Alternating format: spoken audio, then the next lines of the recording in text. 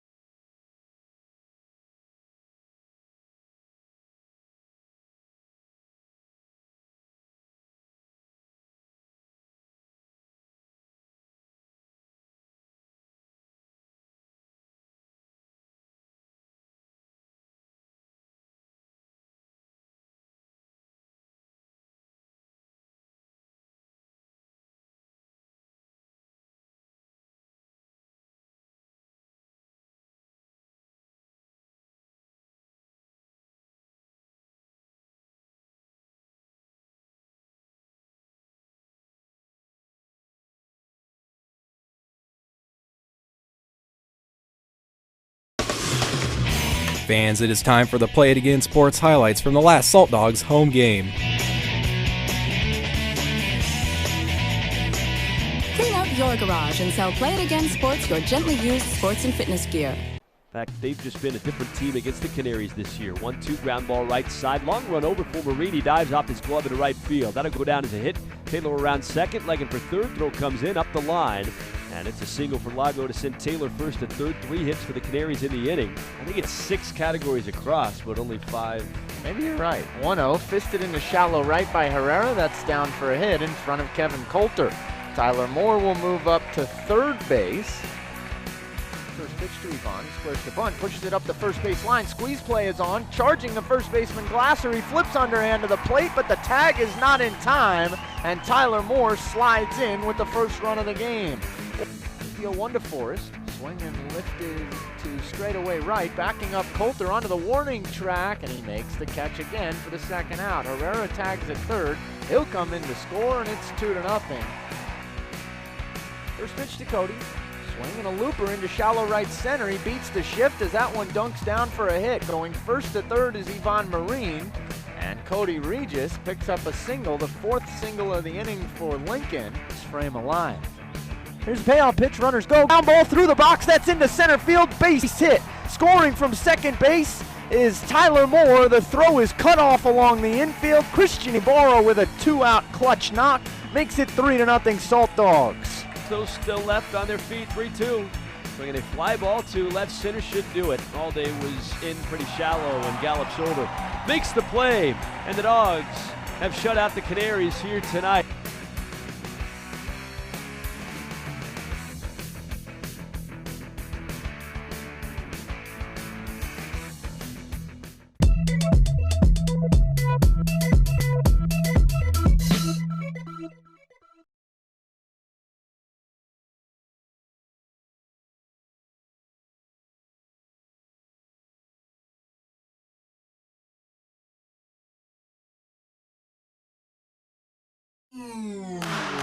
Available now, the Saltdogs app is your one-stop destination for everything Lincoln Saltdogs. View the season schedule, keep up with team news and the league standings, and purchase tickets right on the app. When you're at the game, press Fan Central to participate in trivia and challenges to earn reward points and share your pictures of the game in the fan stream. Download the Saltdogs app in Google Play or the App Store today.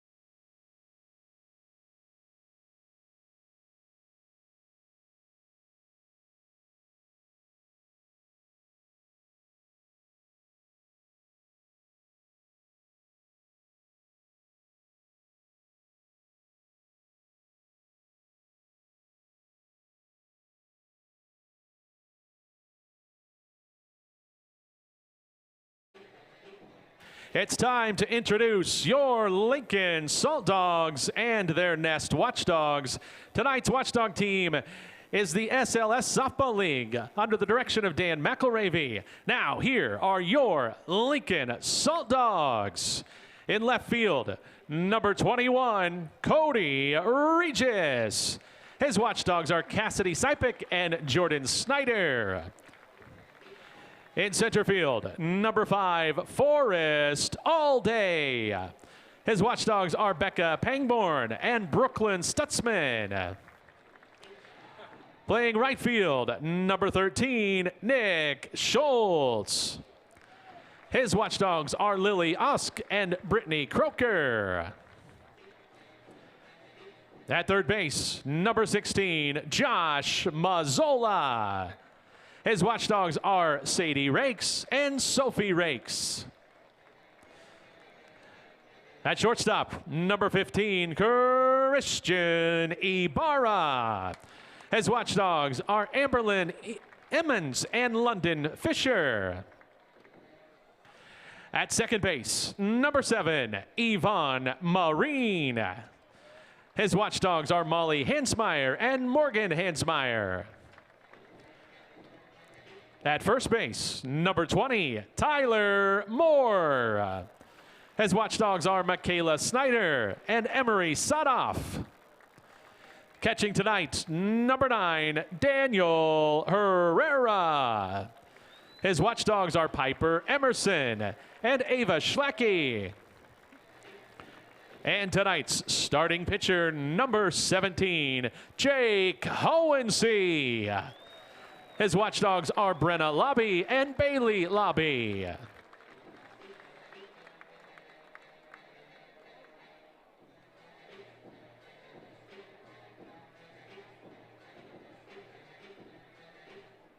Ladies and gentlemen, please rise and remove your hats and remain in silence as the Nebraska American Legion Color Guards from American Legion Posts 294 of Hallam, 371 of Valparaiso, 3 of Lincoln, and 370 of Elk Creek present our nation's colors. Please direct your attention to the American flags. Presenting the Star-Spangled Banner this evening is Ann Hirschfeld and Christian McClure. Oh, say, can you see by the dawn's early night what so proudly we hailed at the twilight's last gleaming, whose broad stripes and bright stars through the perilous fight o'er the ramparts we watched were so gallantly streaming, and the rockets red glare, the bombs bursting in air, gave proof through the night that our flag was still there. Oh, say does that star-spangled banner yet wave o'er the lands of the free and the home of the brave. Ladies and gentlemen, Ann Hirschfeld and Christian McClure. Please remain standing in silence as the Nebraska American Legion Color Guard Post withdraw the colors.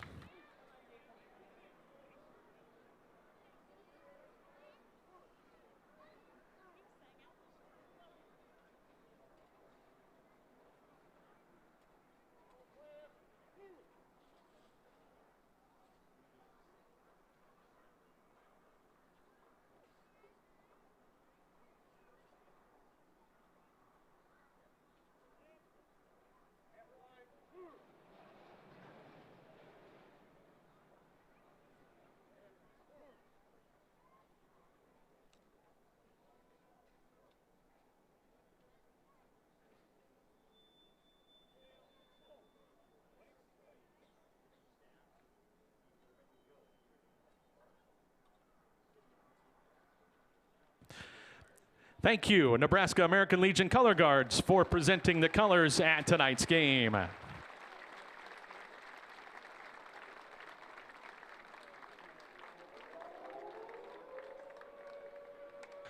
right, Salt Dogs fans, turn your attention toward the Salt Dogs on deck circle. Coriella's there with our mini manager, ready to get the game started. I'm hanging out with tonight's Unico mini manager of the game, Jax. He's going to help get us started with a play ball. Are you ready? Play ball! Yes, that enthusiasm. Thank you, Jax, and thank you, Unico Group. If you would like to be the next mini manager of the game, go to saltdogs.com to participate.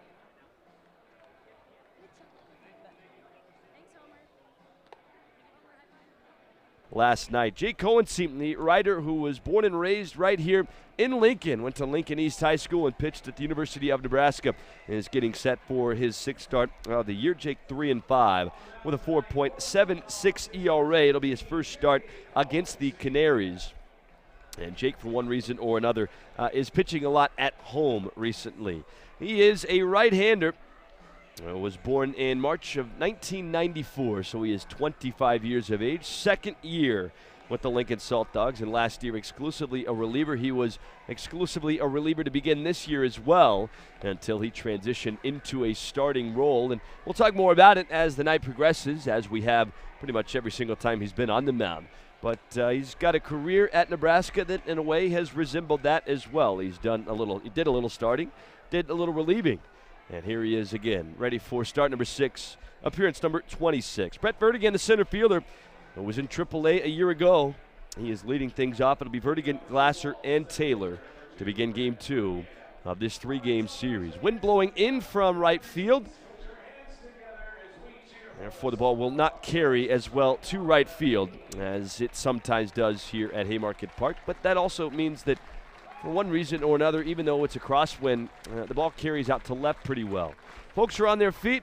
Hohensee into his wind. And the first pitch is down and into Brett Vertigan. And we are underway at 7:08 p.m. It is 90 degrees.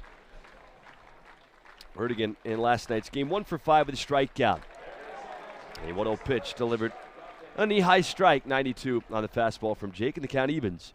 At a ball and a strike. Mazzola in at third. Here's the 1-1. Swing and a miss. Got 91 by him up in the zone. The count 1 ball and 2 strikes. Cody Regis in left field. Forrestt Allday is in center. Nick Schultz in right. Josh Mazzola at third. Christian Ibarra at short. Yvonne Marine at second. Tyler Moore at first. And Daniel Herrera is catching. 1-2 pitch. Swinging a ground ball. Weakly hit to short. Picked there by Ibarra. Not throw to first in time. And Vertigan is the first out here in the top of the first inning. That is how the Dogs line up defensively. There's also one more to mention. Matt Rigby to my right in the Budweiser broadcast booth. And he will jump on, as he has for the last, about a month here at Haymarket Park. So 1 out and the bases are clear for Mitch Glasser. Glasser will bat from the right side. He is hitting .262 on the year, 3 homers and 30 runs driven in. And the first pitch is a fastball outside for ball 1. 1 out, bases clear, just underway here in game number 2 of this 3-game series. Here's the 1-0. That's a check swing, pitch in there for a strike regardless. And the count evens here at 1 ball and 1 strike. Jet Minton is behind the plate. Jeff Head is at first, and Nick Webb is at third. 1-1 pitch. It's a big curveball that hooks in at 74. Called a strike. The count of ball, 2 strikes. Glasser was 0 for 16 over his last 4 games prior to last night. He went 1 for 4 with a walk and a strikeout. 1-2 is a foul tip, swing, and a miss. It's held on to there by Daniel Herrera. And a strikeout for Jake. Reared back and found a 92-mile-an-hour fastball. And there are 2 quick outs here with 8 pitches in the first inning. So here comes Kevin Taylor to the plate. Taylor will bat from the left side. Matt mentioned it last night, but the Canaries have 4 lefties, and all 4 of them collectively very good against left-handed pitching. First pitch is hit up and foul out of play down the left field line. Taylor behind here, 0-1. Taylor hitting .316 on the year, 6 homers and 46 runs driven in. The only Canary with the multi-hit game last night. 0-1 is inside, 1 ball, 1 strike. And over his last 4 games against the Saltdogs. 11 for 18. 1-1 pitch to him. That is looped into straightaway center and down for a base hit. So a 2-out single. Kevin Taylor has 3 hits in the series, and he's now 12 for 19 over the last 4+ games with Lincoln, and that extends the inning for the league's batting king at the moment, Allday Lago. Lago, the second baseman, cleaning things up, hitting .351. No qualified hitter in the league is better. Went 1 for 4 last night, and the first pitch is outside, 4-1. 11 home runs, 47 driven in, a .399 on base, 945 OPS. He has just had a superb year. 2-1 pitch. I beg your pardon. The 1-0 pitch is a big swing and a miss. And the count evens here at 1-1 strike. Runner at first base with 2 outs here in the first. And the pitch. Swing and a pop-up. That's the right side of the infield. Tyler Moore comes in from first and about halfway between first and the mound, reaches up, makes the one-handed grab, and it's a fairly easy first inning for Jake Hohensee. Runs on 1 hit and 1 left to the bottom of the first. The Canaries nothing, and the Dogs coming up on ESPN Lincoln, 101.5 FM, 1480 AM. If you have the need for speed, you need Kinetic Internet by Windstream. Built on our newly enhanced fiber-backed network, you can access all your entertainment at blazing fast speeds, up to 100 megabits per second. Surf, stream, game, download, and watch on multiple devices at the same time, uninterrupted. Plus, Kinetic is unlimited, with no data caps and no contract required. And you can try it with a 30-day money-back guarantee. Order today at windstream.com.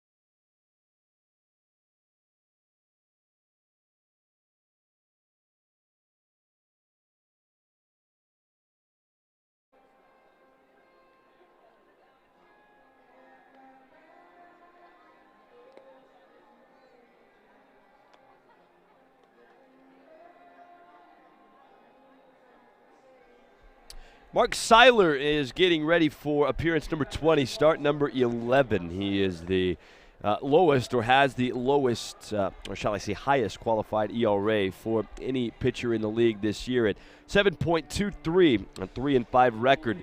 Herrera, Allday, and Regis, the first 3 for the Dogs here tonight. So no runs, 1 hit for the Canaries, and the Dogs are getting their 3rd look of Mark Seiler. And they've liked what they've seen so far. 13 2/3 innings for Seiler against Lincoln. 27 hits, 16 runs, 15 earned, 3 walks, 6 strikeouts. First pitch is strike number 1 to Ibarra. A knee-high fastball at 90. Ibarra has a 14-game hitting streak. No Saltdog has a hitting streak better than that this year. The 0-1. And that is a strike at the knees. Count 0-2. And Ibarra's 14-game hitting streak is tied for the 6th longest in the league this season. Seiler ahead here, 0-2. Right-hander with a stomach high set from the first base side, and the 0-2 is just a little bit outside. Got a ball, 2 strikes here to Christian. 2 for 4 with an RBI in last night's game. He and Tyler Moore were the only 2 with multiple hits in the game. Seiler ready again, and the 1-2.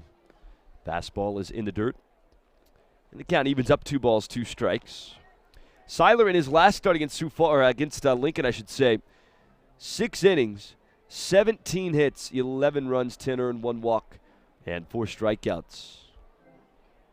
He has allowed double-digit hits 4 times this year. The 2-2 is hitting the air to right field, sends Coulter a few steps back, but now angling over towards the line, reaches out and makes the play for out number 1. So here comes Forrestt Allday to the plate. Mike Hart is in left, Brett Vertigan in center, Clint Coulter in right, Kevin Taylor at third, Andrew Ely at short, Alay Lago at second, and Mitch Glasser at first. Graham Lowe is catching. Allday batting .293 on the year with both Kansas City and Lincoln. 1 homer and 18 driven in. Drove in a run with a sac fly last night. Otherwise, he was hitless, and an 8-game hitting streak came to an end. Taylor is in, playing with just about even with the baseline at third. And the first pitch is strike 1 to Allday. Middle infield swung over a few steps to the right-hand side, and the first baseman Glasser is about 10 or so feet off the line. 0-1 the count. Seiler with the set and the pitch. That is just a little bit low, 92 on the gun. And the count evens here, 1 ball, 1 strike. Quiet Saturday here at the ballpark. A huge crowd last night, 6,124. Not quite there this evening, at least I don't think. 1-1 as a ground ball rolled foul to the first base side. And the count of ball, 2 strikes from Seiler to Allday. Last appearance for Seiler came 5 days ago. That was in relief. Gave up 1 run on 1 hit with no walks and a strikeout over 1 inning against Cleburne. 1-2 pitch. That is low and outside. Count is 2 balls and 2 strikes. Allday now has crept up with the on-base percentage at .417 into the top 5 in the league. He's got the 5th best on-base percentage among qualified hitters this year. And he's done it, I think, kind of quietly, too. The 2-2 is hit up and out of play, foul to the left-hand side. We'll do it again at 2 balls, 2 strikes. Obviously, the 8-game hitting streak helped, but he's reached base just about every single night since he's found a spot in Lincoln, acquired in the trade that sent Evan Corson to Kansas City, a rookie reliever. 2-2. Ground ball that's rolled to first. Stays fair for Glasser in behind the bag, and he gathers it in the breadbasket and takes it himself to the bag for out number 2. So Regis now stands in. Regis, the left fielder, batting .270 on the year. He just had, by anybody's standards, a brutal month of July. Couldn't really get anything to break his way and hit under 180 for July, but he's off to a good start here in August. .290 on the batting average, 10 runs, 2 doubles, a triple, a homer, 8 RBIs, 6 walks, 6 strikeouts. Overshift on with 3 infielders on the right side, and the first pitch is strike number 1 over the outside corner. Regis 1 for 3 with a walk and a strikeout in last night's game.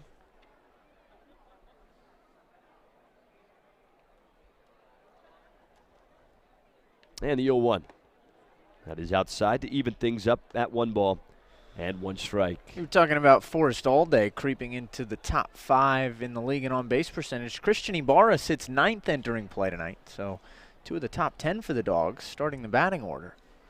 Here's the 1-1 that is outside, 2 balls a strike. I talked about that in Winnipeg a little bit and how a lineup really falls into place once you establish 1 and 2, and that's exactly what the Dogs have been able to do with the acquisition of Forrestt Allday.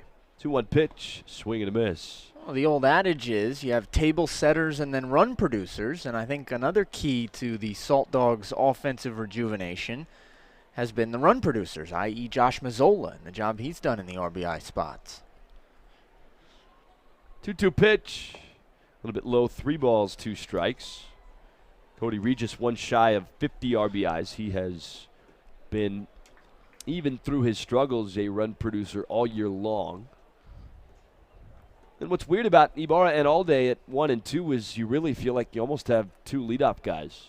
Payoff pitch, that's a ground ball to second, gathered there by the shortstop Ely. And right into the shift, it's a 6-3 ground out on the right side of the infield. Or the final out in a 1-2-3 bottom of the first. To the second, no score on ESPN Lincoln, 101.5 FM and 1480 AM. Valentino's family recipes have been passed down for generations. It's a classic Italian tradition we put into every dish we make. We use only the freshest ingredients for a more authentic taste. Whatever you choose, you can be sure it's made with off-the-vine freshness for a healthier, more wholesome flavor. Valentino's, classic Italian tradition. Go to valentinos.com to find a location nearest you. Order online for easy pickup or fast delivery.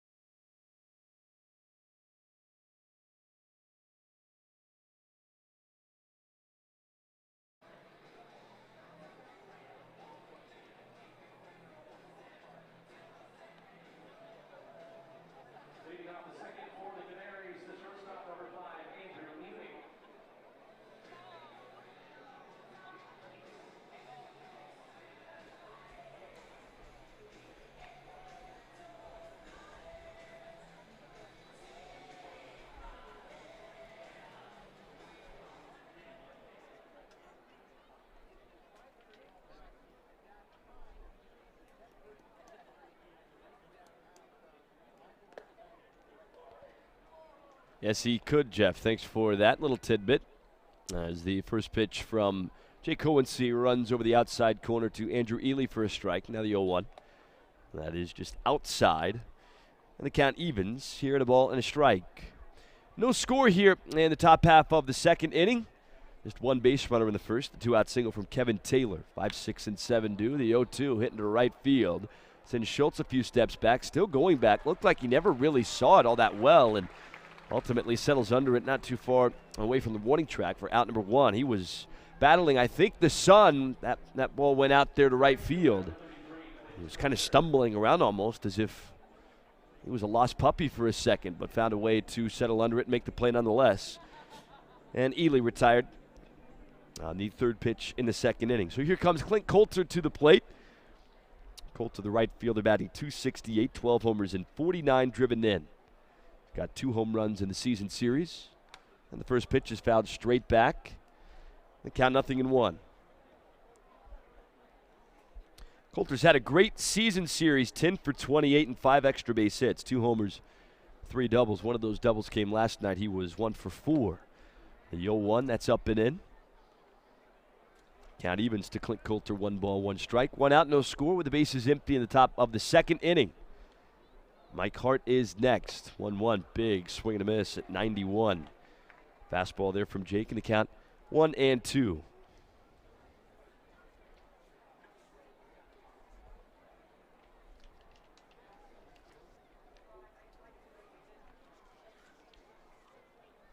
Jake ready again. Now the 1-2 delivery outside. 2 balls and 2 strikes.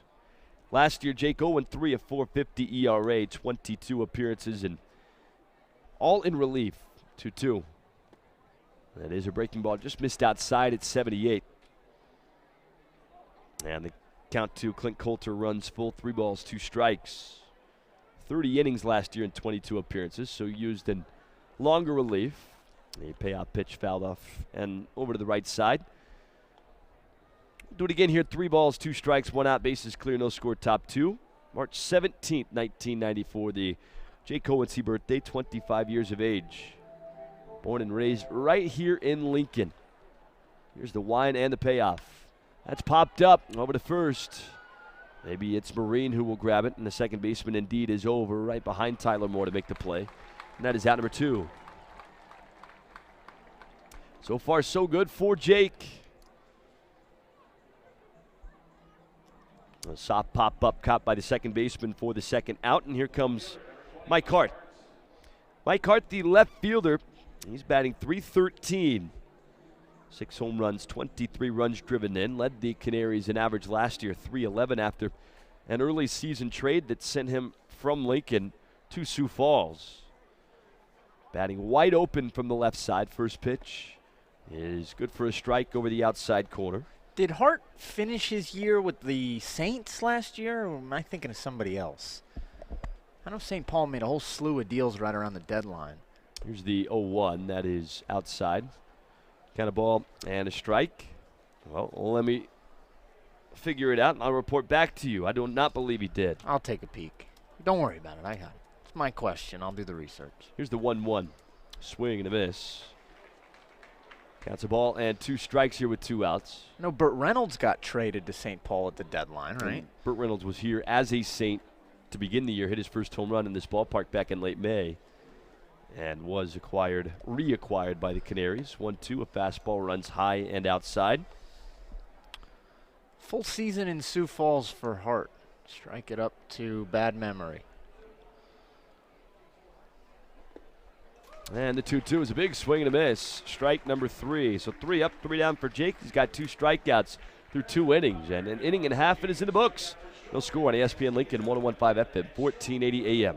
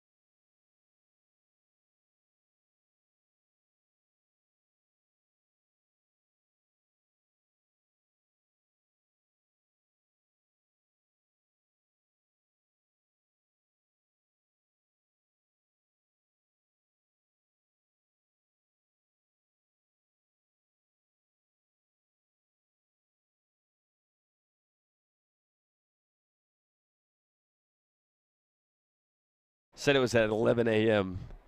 and then tweeted that it's Sioux City. Back for the bottom of the second. Canaries, no runs, a hit. Dogs went 1-2-3 on 17 pitches and 10 for strikes against the right-hander Mark Seiler, who is back for work for 5 and 6. Kurt Smith, Josh Mazzola, and Nick Schultz. Buck Night is a new night this year. It is Saturday. That is indeed tonight. What a great value to come out to the ballpark. Enjoy $1 Fairbury brand hot dogs, $1 Colby Ridge popcorn, $1 Pepsi fountain drinks, and $2 select 16-ounce Tall Boys Busch Light hams and PBR. To see the upcoming schedule and purchase your tickets, visit saltdogs.com. There are a few Buck Nights left. And they've been popular this year. First pitch is in the dirt to Kurt Smith. Kurt batting .330 on the year, 13 home runs and 54 runs driven in. Last night went 0 for 3 with a walk. He's hitless over his last 2. Here's the 1-0 pitch to him. And that runs a little bit high. The count 2 balls, no strikes.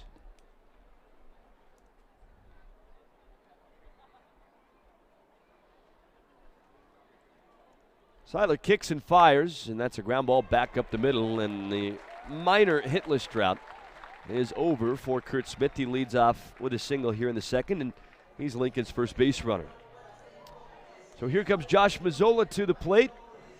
Seiler 6'2", 190 pounds, signed as a free agent on July 28th of last year. He's got a sinker in the upper 80s, a slider, and a changeup. Canaries had a rotation that really struggled with the first basically month of the year, and that presented Seiler with the opportunity to move into that starting role. First pitch is strike 1 to Mazzola. Don't know if the radar gun is a little bit juiced tonight or not, but we've seen a four-seamer touch 93 on the Haymarket Park gun from Seiler as well. Seems like he has decent stuff, just hasn't had results yet this year. Here's the 0-1. That is inside. Didn't miss by much at 81. That was that changeup. Count evens at a ball and a strike. Kurt Smith with only a couple of steps. That lead at first base, and the 1-1 is swung on and missed at 90. Count 1 ball and 2 strikes. Both righties and lefties are obviously hitting Seiler well. He's allowed 105 hits in 74 and 2/3 innings, which is an astronomical number. 1-2 pitch. That is a little bit high. 2 balls, 2 strikes. Graham Lowe tried to hold that and steal strike 3. But righties have been better than lefties. 355 with a 423 on base, a 591 slugging. Lefties 304, 354, and 423. The 2-2 is called strike 3. Mazzola turns around. He can't believe it. He's still in the right-handed batter's box. Now with a very slow turn, we'll walk back over to the third base dugout. That is the first strikeout for Seiler and the first out here in the second inning. 12 home runs allowed for Seiler from Agoura Hills, California. That number tied for second in the league.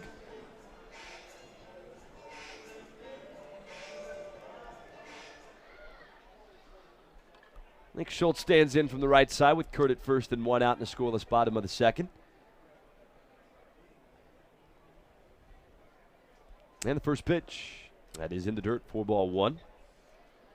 Schultz last night came on as a defensive replacement for Randolph Odeber in the 6th inning after Odie came up limping with what became a hamstring injury that should keep him out for at least a couple of weeks. So Schultz right into the lineup here in game number 2, and the 1-0 is a ground ball foul to the third base side. Counts 1-1. And the question then becomes, what do the Dogs do roster-wise with Randolph Odeber? There is somebody on the DL at the moment. That is the left-hander Kyle Kinman, who went on yesterday. Josh Norwood came off. Also a left-hander, 1-1. Swinging a ground ball to short. This should be 2. Quick flip to second for 1 throw on to first. And a team that's turned the fewest double plays in the league this year has their first of the series, and that ends the second inning. To the third we go, no score on ESPN Lincoln 101.5 FM, 1480 AM.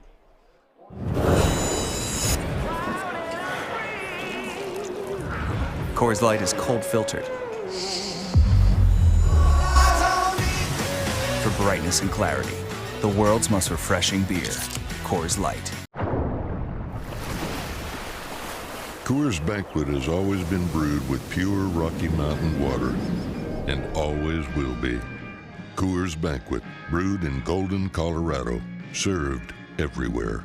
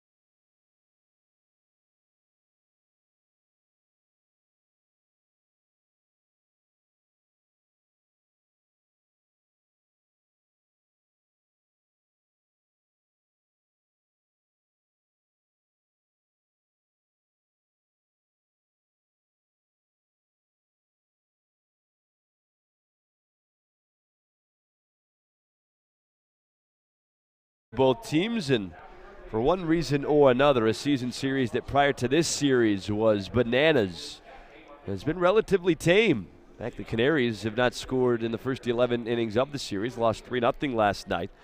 Jordan Ebert did not feature in that game, but here he is hitting for the first time in the series to lead off the third, 8-9-1 due. Jordan Ebert, Graham Lowe, and Brett Vertigan. The lights have come on, but they're not yet playing a factor. Late evening sun is caressing the grass out in left center and right center. First pitch, strike number 1 to Jordan Ebert. Hohensee into his quick wind in the 0-1. A check swing, appeal down to first. He went around. Count is 0-2. It'll be Ebert, Lowe, and Vertigan. Ebert batting .271 on the year, .342 on base. 0-2 pitch. Fastball outside at 91. Counts 1 ball, 2 strikes. Ebert does not have, I beg your pardon, has only 1 strikeout over his last 8 games. 1-2 is popped up foul and behind the plate. It's not too far away from us, down below. And the count's still 1-2 here to Ebert leading off the third inning. 2-out single from Kevin Taylor in the first. He was left at first. Kurt Smith, a leadoff single in the second. 1-2, down and away. 2 balls, 2 strikes, and the Dogs only sent 3 to the plate after a 6-4-3 double play, only the 55th turn by the Canaries this year. That is the lowest number in the league.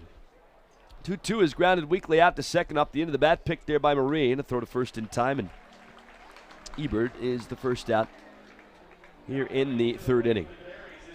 I want to go back a couple pitches. I don't think the physics exist to allow a ball to reach us here in the booth with the window open. Do you? Well, the only way it would do it is on a bounce. It can happen if it hits down below and rockets up in here, but the way the window's open at this ballpark, first pitch to Lowe is hit off the end of the bat down the right field line. Long run over for Schultz, and it drops for a base hit right in front of him. Almost even with there with a line, and Graham Lowe's got a 1-out single. Second hit allowed by Jake Hohensee. Soft contact, but one nonetheless, and here comes Brett Vertigan now to the plate. Someone would have to stand at second base and almost flip the diamond around and hit it toward us, I think, to get there on a line. But you're right, it could happen on a bounce. You know, last year at Impact Field, we got 5 foul balls on a bounce into our booth. That's crazy because there was so much. Yep. Right. But the windows here open outward. They don't slide open or slide up. First pitch, pop up. That's off to the third base side of the infield. Josh Mazzola creeps in, makes the one-handed grab. And Vertigan rather quickly the second out in the third, and here comes Mitch Glasser to the plate.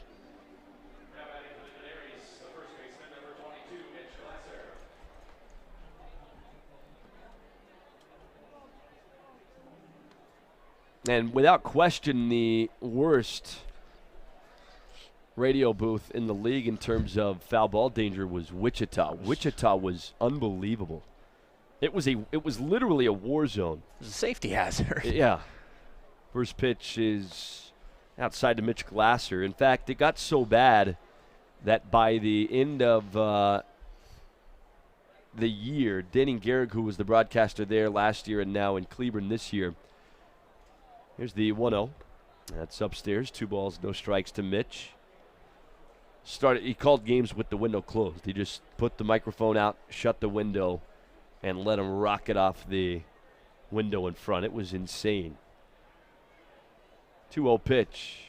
That is upstairs. 3 balls, no strikes. Tony Thomas hit a foul ball that obviously in the last 2 years I was in Cleburne here in this league, so we're like the only team in the history of minor league baseball that sent 2 radio guys on the road, right? So it was one of Brad Allred's innings. 3-0 is outside. A 4-pitch walk for Mitch Glasser to keep this third inning alive. Graham Lowe will head to second. But Thomas hit a foul ball that literally made Brad, he had to go to the floor to get out of the way of it. He was calling the half inning, and all of a sudden, and you don't have much time to think when a foul ball is coming up to you in Wichita. He literally just basically fell out of his chair down to the seats below, or not the seats below, but the floor below. And the market left on the back of the radio booth it went straight through the drywall. Like, for those who know The Office, Andy, when he punched the wall, first pitch is strike number 1 to Kevin Taylor. It was the craziest thing I've seen. I remember when I first strolled into the road radio booth at Lawrence Dumont Stadium, the aforementioned Denning Gehrig showed me that crack in the drywall. The 0-1 called a strike, and Taylor behind 0-2. As if to suggest, do you think I'm kidding, huh? Here's the visual proof. Did you, when you first got there, think about that? Did you think, man, we're going to have a lot of foul balls up here? No, he had to point it out to me. And then once I stared downward, I figured out how it's possible. The 0-2, that's inside. A beautiful play by Herrera to stab to his right, pick it on the backhand, and keep it from getting to the backstop. It would have advanced both runners up 90 feet, and instead it's only ball 1 to Taylor. Even still, I need a bit of a jogging of my memory. It had to be a combination of a low net, but also a weird configuration there behind home plate. There was – the netting was basically angled over the seats, right? So there were a bunch of seats behind home plate. The 1-2 is grounded off the end of the bat over to short, deep in the hole. Bar Fields on the backhand, throw to second in time. And they get Glasser on the force there, a 6'4 fielder's choice to end the threat in the third. We'll talk more about Lawrence Dumont Stadium after this. No runs, 1 hit, and 2 left on base. To the bottom of the third, no score on ESPN Lincoln, 101.5 FM, 1480 AM.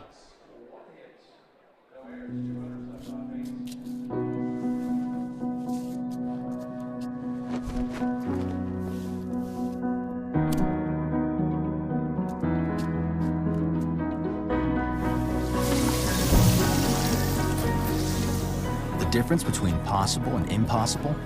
It's a person who believes they can, surrounded and supported by others, by us, who believe it too. U.S. Bank, the power of possible.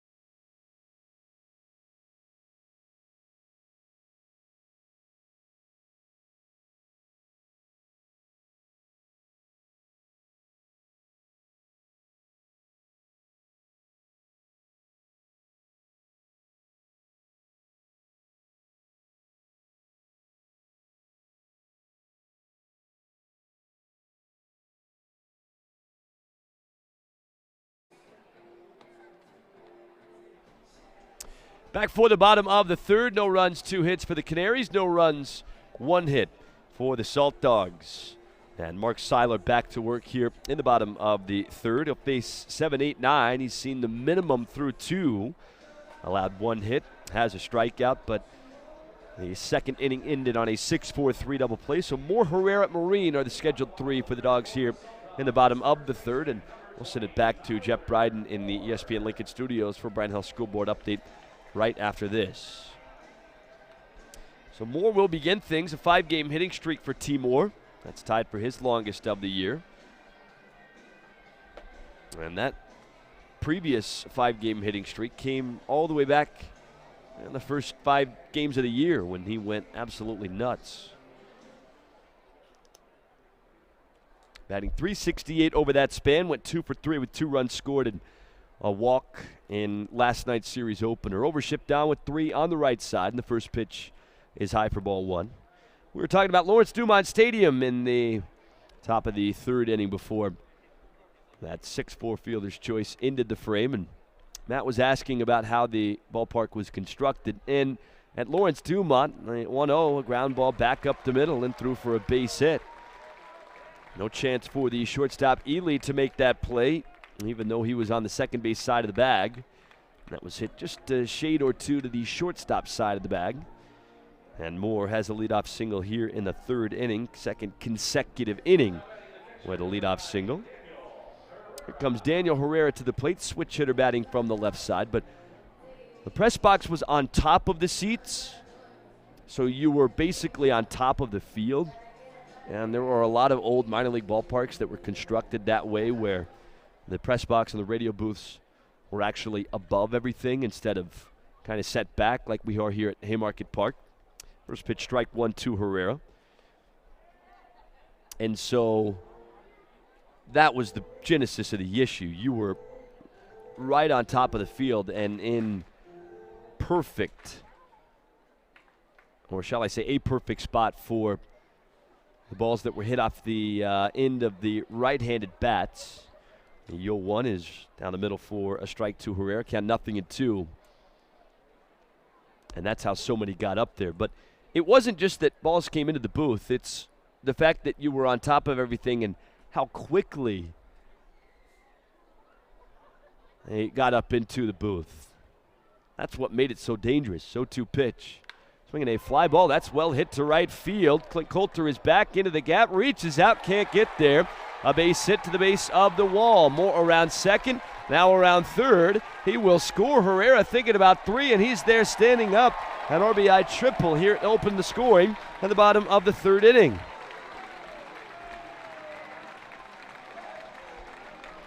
Clint Coulter did not take the greatest angle to that ball out in right center field.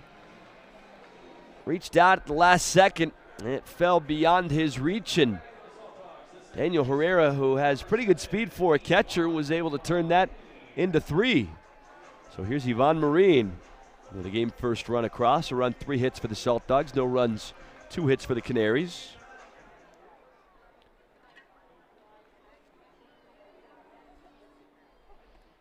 And the first pitch is strike number 1. A breaking ball at 84 miles an hour.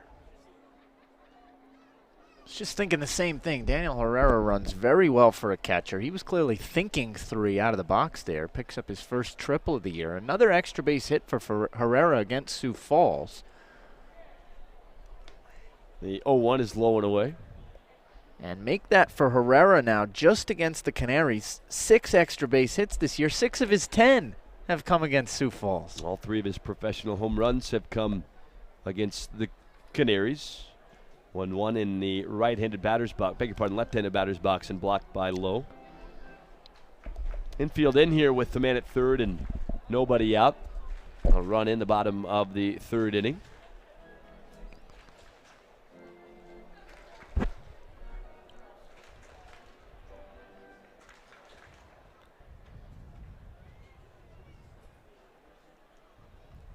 And now the pitch. That's a ground ball. That's a base hit in the right field.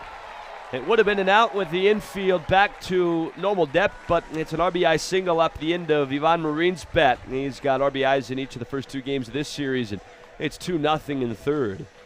Probably the right call there from Mike Meyer to play the infield in with a guy in Seiler who gives up a ton of runs. You don't want to just concede a run with a man at third and nobody out in the inning, but you said it well, Michael. If the second baseman Lago is playing at his normal depth there, that at least results in an out. Instead, Marine makes it 3 straight hits against Seiler, and that's why we get a pitching or a visit to the mound here from pitching coach Ben Moore, because this is how it happens for Seiler. He gives up hits in a flurry and make it 3 in a row, 4 in this game now, and a guy that's young in this league, just a rookie by the terms of classification that the league has set, can probably be a bit mentally fragile, so this is an important point in this game for him. 2-0, the Dogs lead it. RBI triple from Daniel Herrera. RBI single from Ivan Marine.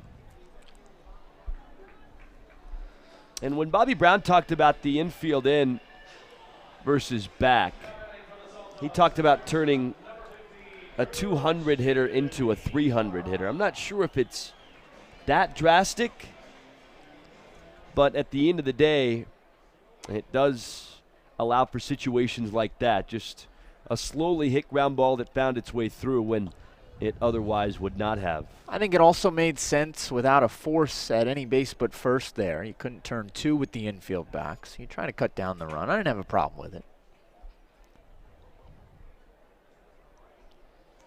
Well, here's Ibarra with a man at first, nobody out, 2 in. And the first pitch is a pop-up. Foul territory, third base side. Catcher over, as is the third baseman, right in front of the Salt Dog dugout. It is Graham Lowe, the catcher, who makes the play for the first out here in the third.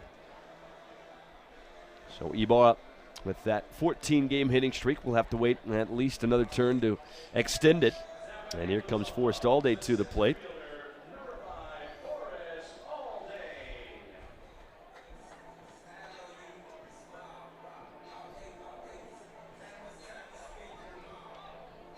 And now the middle infield is looking for a tailor-made double play ball the way they're set. Third baseman Taylor in at third, and Allday will bat from the left side. Marine at first, held on there by Glasser in the first pitch. Is strike number one over the outside corner at 92. There's that four-seamer again from Seiler. As you mentioned, at 92, it looked like it has a little bit of run to it as well. I like that pitch. He just doesn't seem to trust it too much. Go back over to first base where Marine is back safely.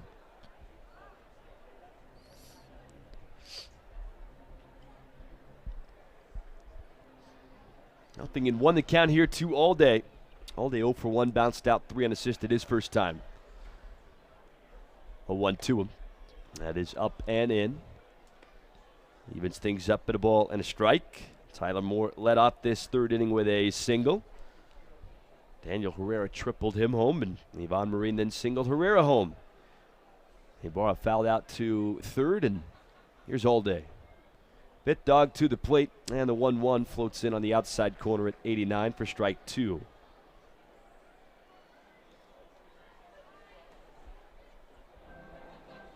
Might be a stretch, but obviously Daniel Herrera is Daniel Herrera. Do you remember a former New York Met great in Danny Herrera? No, I do not. I remember a current New York Met great in Dilson Herrera.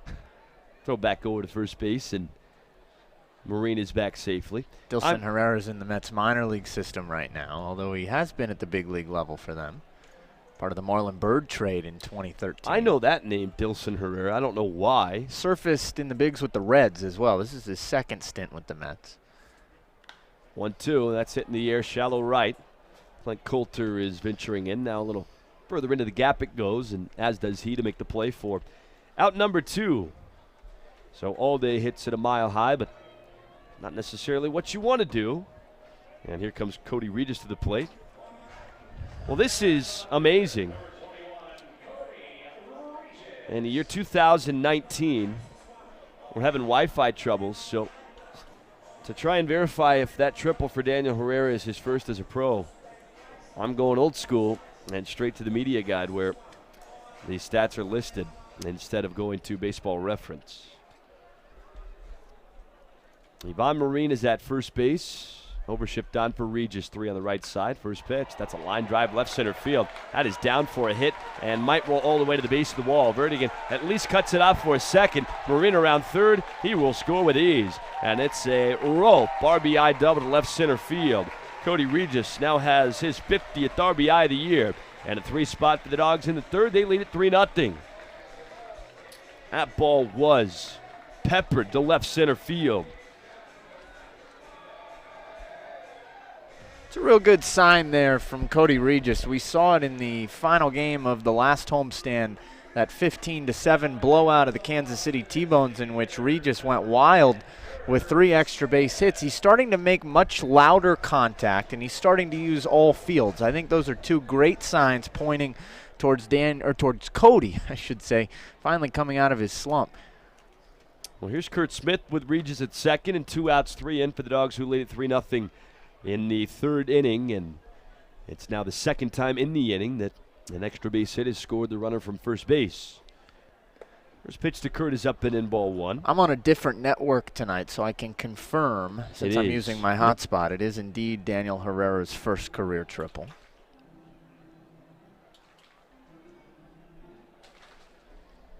Here's the 1-0. Swinging a fly ball shallow left. Mike Hart comes in and now settles underneath it, makes the one-handed grab, and that will end the third. But 3 score on 4 hits. No errors, and the man left at second. To the 4th we go. The Dogs lead at 3-0. Let's head back to the studio with Jeff Bryden. Jeff? If you have the need for speed, you need kinetic internet by Windstream. Built on our newly enhanced fiber-backed network, you can access all your entertainment at blazing fast speeds up to 100 megabits per second. Surf, stream, game, download, and watch on multiple devices at the same time, uninterrupted. Plus, Kinetic is unlimited with no data caps and no contract required. And you can try it with a 30-day money-back guarantee. Order today at windstream.com.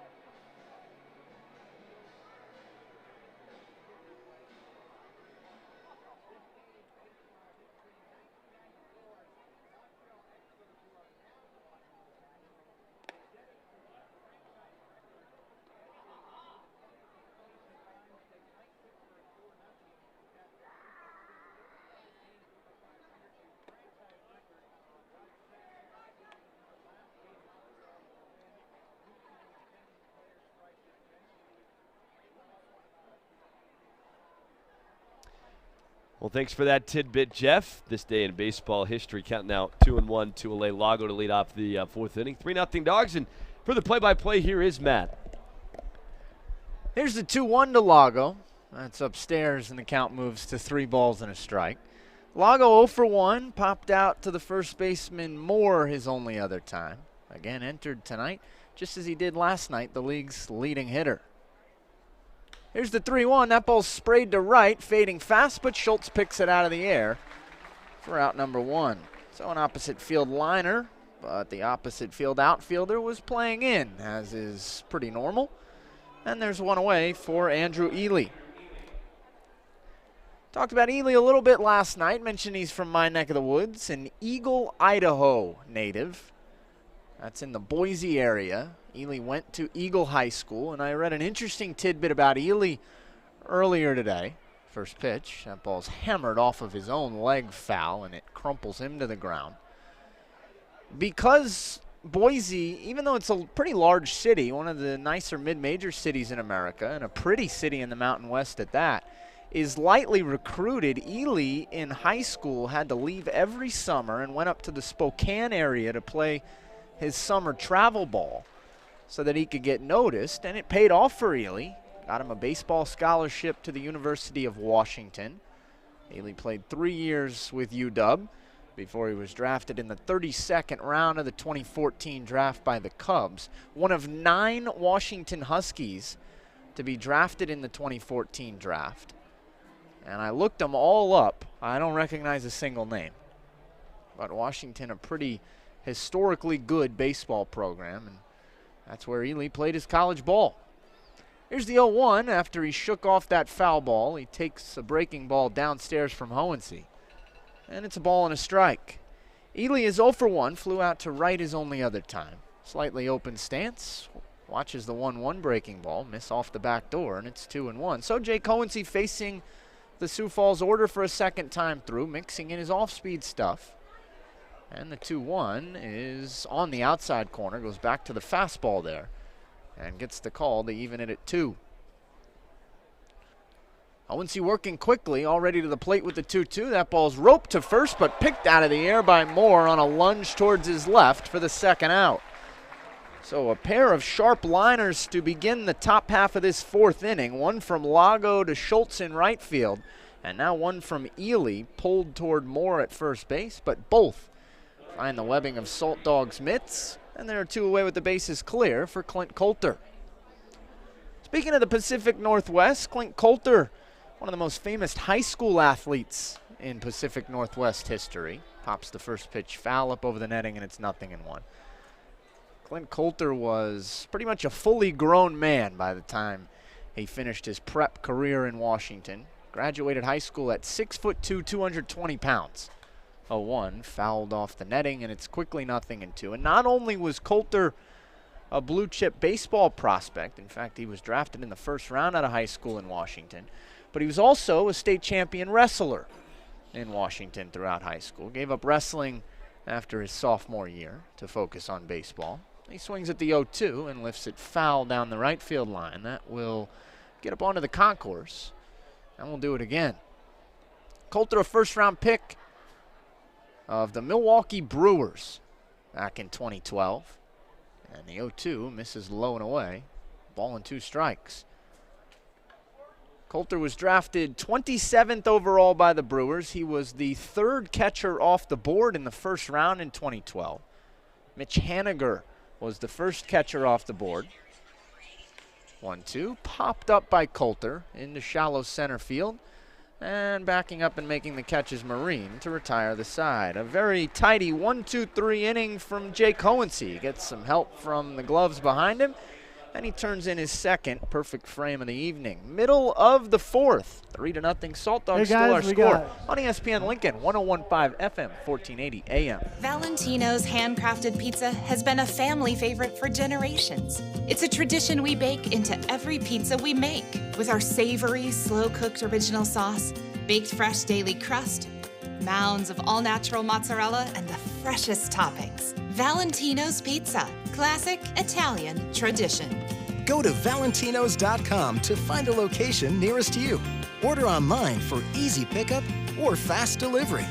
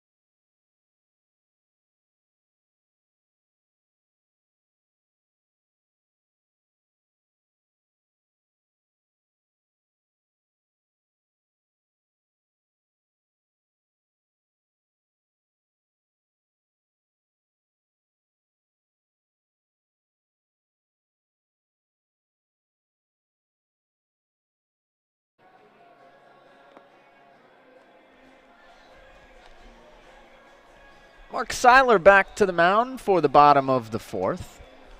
3-0 our score on a Saturday night from Haymarket Park. Your Saltdogs in front of the Canaries. 3-0 was our score last night. That was the final, as Lincoln picked up another shutout, scattering 8 Canaries hits. John Brownell went 6 scoreless last night. Then Reese Gregory went the final 3 to pick up a 9-out save. Josh Mazzola leads off the bottom of the 4th. It'll be Mazzola, Schultz, and Moore. 5, 6, and 7 due up, and the first pitch to Maz. A big swing and a miss. It's 0-1. Matt Rigby, Michael Dixon with you from high atop Haymarket Park inside the Budweiser broadcast booth. Unlike at Lawrence Dumont Stadium, we're pretty safe and sound in the booth tonight. 0-1, smash down the left field line. Watch out on the berm, and that ball goes over the berm. Thank goodness, because there are a lot of kids not paying a lot of attention down there. And it's 0-2. Now they all notice that there's a ball, and about 8 or 9 of them go scurrying. Delayed reaction indeed. Here's the 0-2 to Mazzola. That skips in. Breaking ball that it looked like Saylor lost command of, and it's 1-2. Mazzola's 0 for 1. Struck out looking on a call he didn't like his first time up. It's the only strikeout so far tonight for Seiler. And the 1-2 pitch, swing and a miss, make it 2 Ks, both at the hands of Josh Mazzola. And that's how the bottom of the 4th inning begins for the Sioux Falls right-hander. Didn't like the call so much. It took him, at least 10 seconds to leave the right-handed batter's box? 10 or so, yeah. Seen Mazzola do that a few times since joining the Saltdogs. One of the league's longest tenured players. I suppose he presumes he's earned himself some calls. Here's Nick Schultz now. Schultz grounded into a 6-4-3, inning-ending twin killing back in the bottom of the 2nd, and he takes the first pitch fastball up and in for ball 1. Some heavy lifting will need to be done by Nick Schultz, with Randolph Odeberg now out of the Lincoln lineup. Here's the 1-0 to Nick. That ball's lifted to straightaway right. Easy play for Coulter, who doesn't move an inch and makes the catch for the 2nd out. You know, oftentimes broadcasters say that, and it's a bit hyperbolic because guys will take 1 or 2 steps. I didn't see Coulter move at all. That ball was hit right to him. Talking about playing him well. In his tracks. And so there are 2 away for Tyler Moore. Really, though, Nick Schultz has some big shoes to fill. Not just from the standpoint of Randolph Odeberg's production, but also what he brings to the clubhouse. Not saying that Odeberg won't be in the clubhouse anymore, but won't quite have that on-the-field leadership that Odeberg's brought for so many years here to Lincoln. The first pitch to Moore. That's on the outside corner for strike number 1. Randolph Odeberg on the field, one of the top run producers for Lincoln this year. Has the highest amongst all qualified averages with runners in scoring position on the Saltdogs roster, and also hits lefties better than any other Saltdog.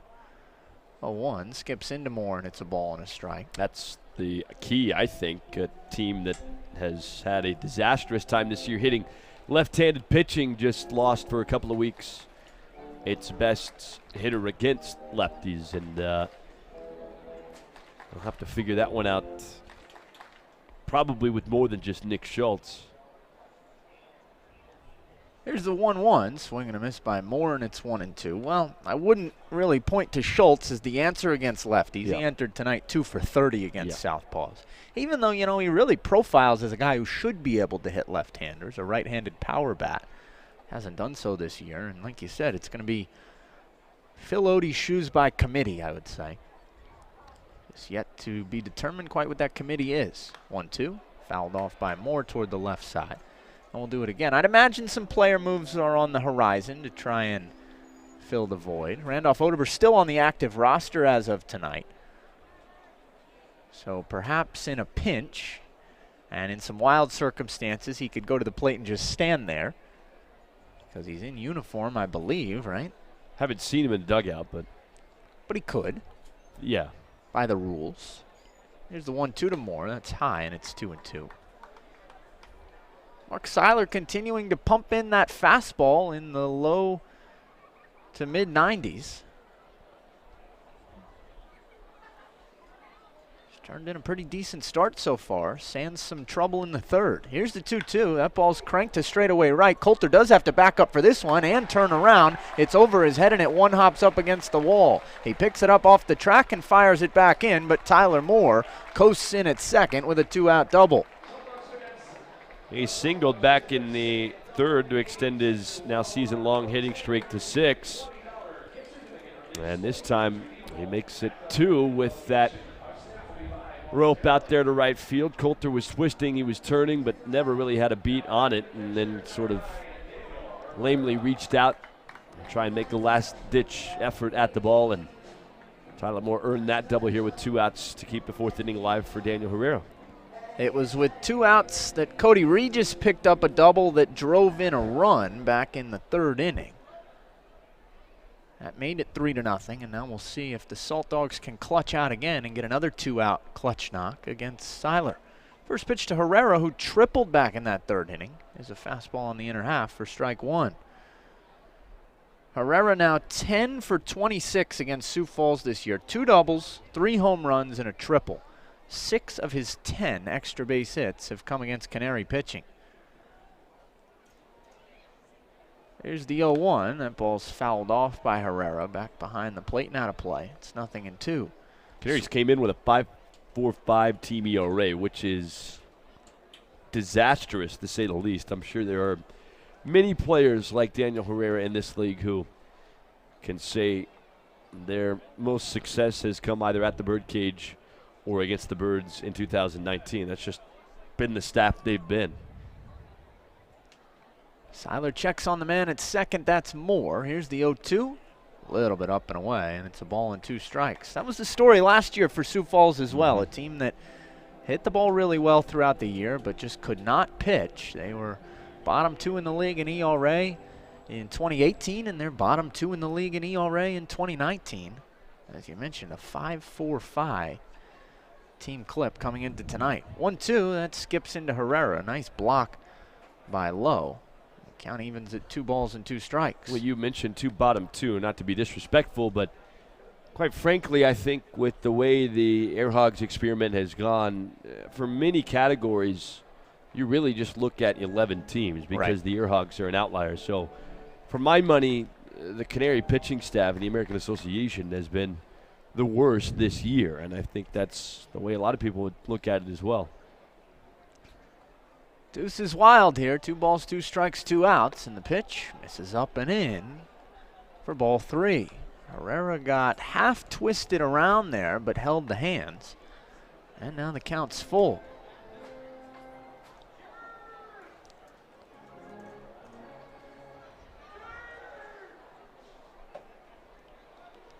Seiler comes set. Now the payoff pitch to Herrera. Swung on and missed. Strike 3. Got him with a changeup at 82.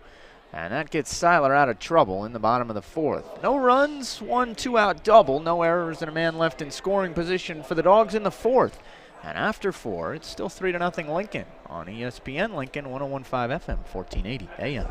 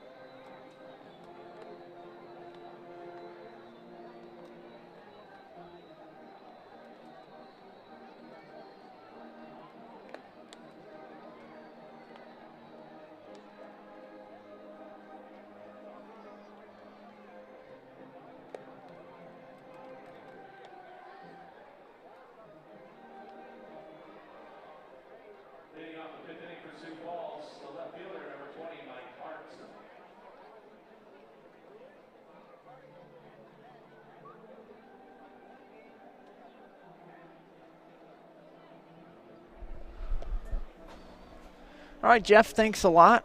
Going to be a wild finish in both the National and American League. The NL wild card is airtight right now. First pitch in the top of the 5th is low to Mike Hart, and it's 1-0.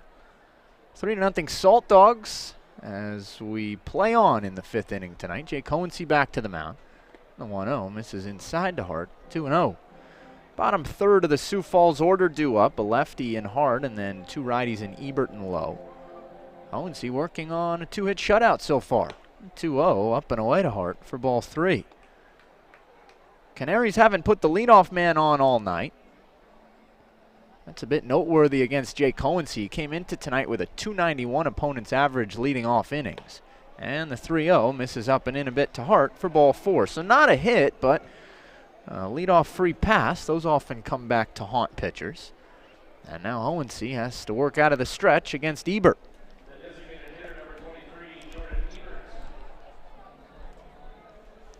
Ebert 0 for 1. He grounded out to second back in the third inning.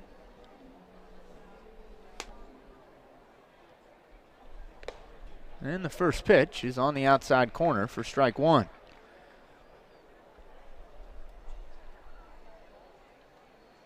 Jordan Ebert, a former Auburn Tiger, War Eagle. Swings at the 0-1 and pokes it through the hole on the left side for a base hit. So 2 aboard now against Jake Hohensee to begin things here in the top of the 5th. And that brings Graham Lowe to the plate.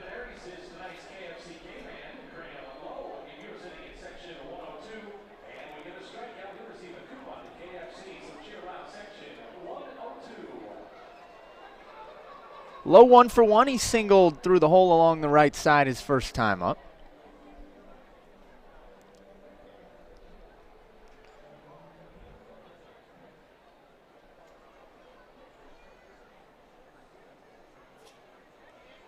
And the first pitch, he squares to bunt, pulls it back, and takes high for ball one.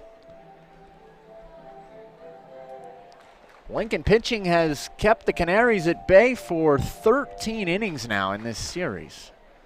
Sioux Falls entered the series with the 3rd best average in the league as the 1-0, another bluffed bunt attempt by Lowe. This time he takes a strike and it's 1-1.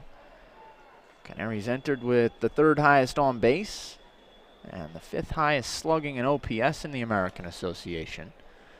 Team that's fallen off a bit at the plate since August began, but still impressive nonetheless. And the 1-1 is another bunt taken for a strike. Quickly Low in a 2-strike hole. You never want to give 2 strikes away when you're bunting, but if you're going to, you at least want to do so bunting pitches foul. Low just took a couple strikes. And now a pitch is in the dirt. It gets away, and the runner at second, Mike Hart, moves up 90 feet to third. Lowe was not showing bunt there. But that wild pitch will move Hart 90 feet closer. Staying put at first base, Ebert. So some good base running there from Mike Hart. And now men at the corners. With the count 2-2 to Lowe.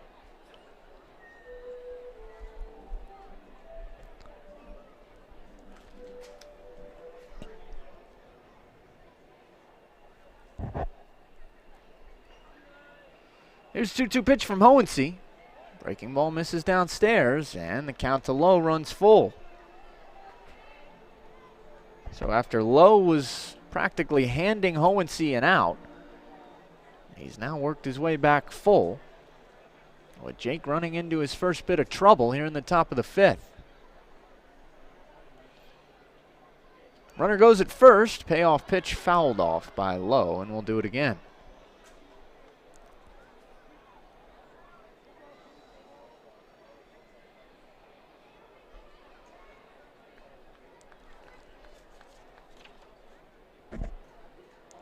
Graham Lowe, a St. Paul native, making his American Association debut this year. Payoff pitch, runner goes at first again. It's fisted towards short. Ibarra comes in, gloves and throws to first in time. That was his only play for the first out. That'll score Mike Hart from third, so it's an RBI 6-3 ground out for Graham Lowe. Give him 18 ribbies on the year now. And because Ebert was in motion at first, he'll move up safely into scoring position at second as the lineup card turns over for Vertigan. So 3-1 our score now. Shutout over for Jake Hohensee. And we'll see what Vertigan can do.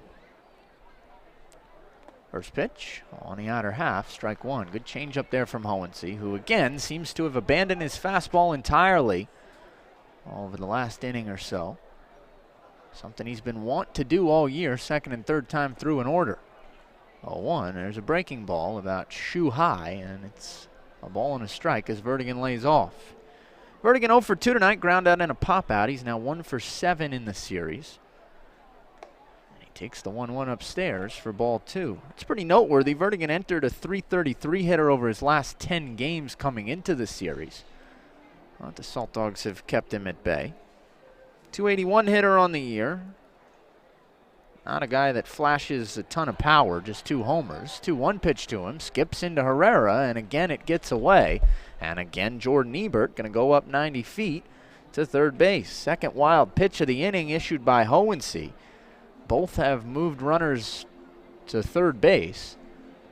And now Vertigan's got a golden RBI opportunity with a man at third, less than 2 outs, and a 3-1 count in his favor.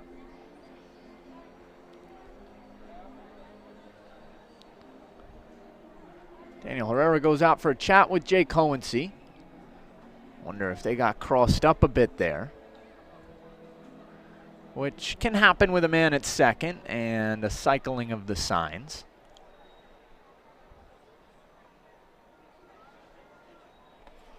And now they're back on the same page, and the 3-1 pitch to Vertigan, a breaking ball on the inner half, runs the count full.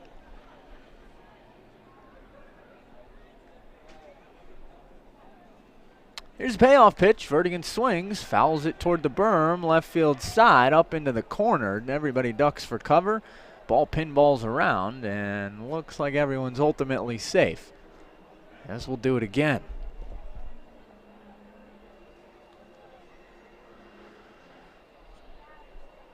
Here's another payoff pitch.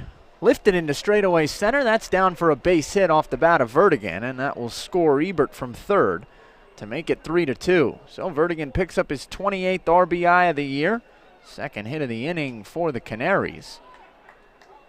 And now it's just a 1-run lead for Lincoln, with still 1 on and just 1 out for Mitch Glasser.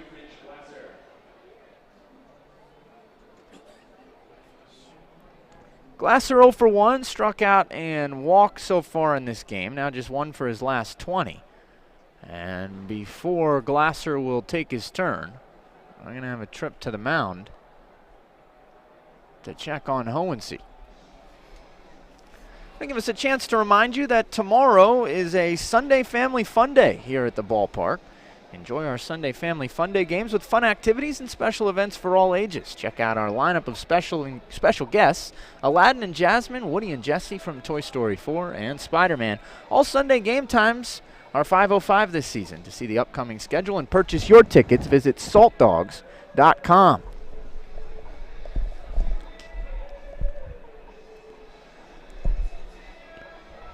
Mound visit over. And now Mitch Glasser strides in. Mets won't die in Queens, by the way, Michael. Throw over to first, and diving back in goes Vertigan.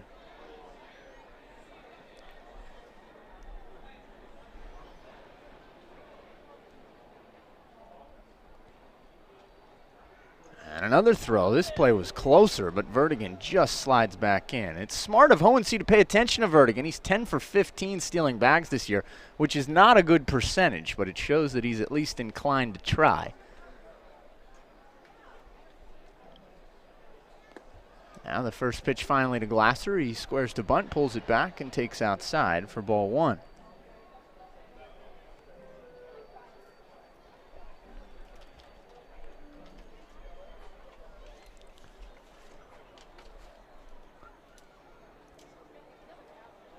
Here's the 1-0.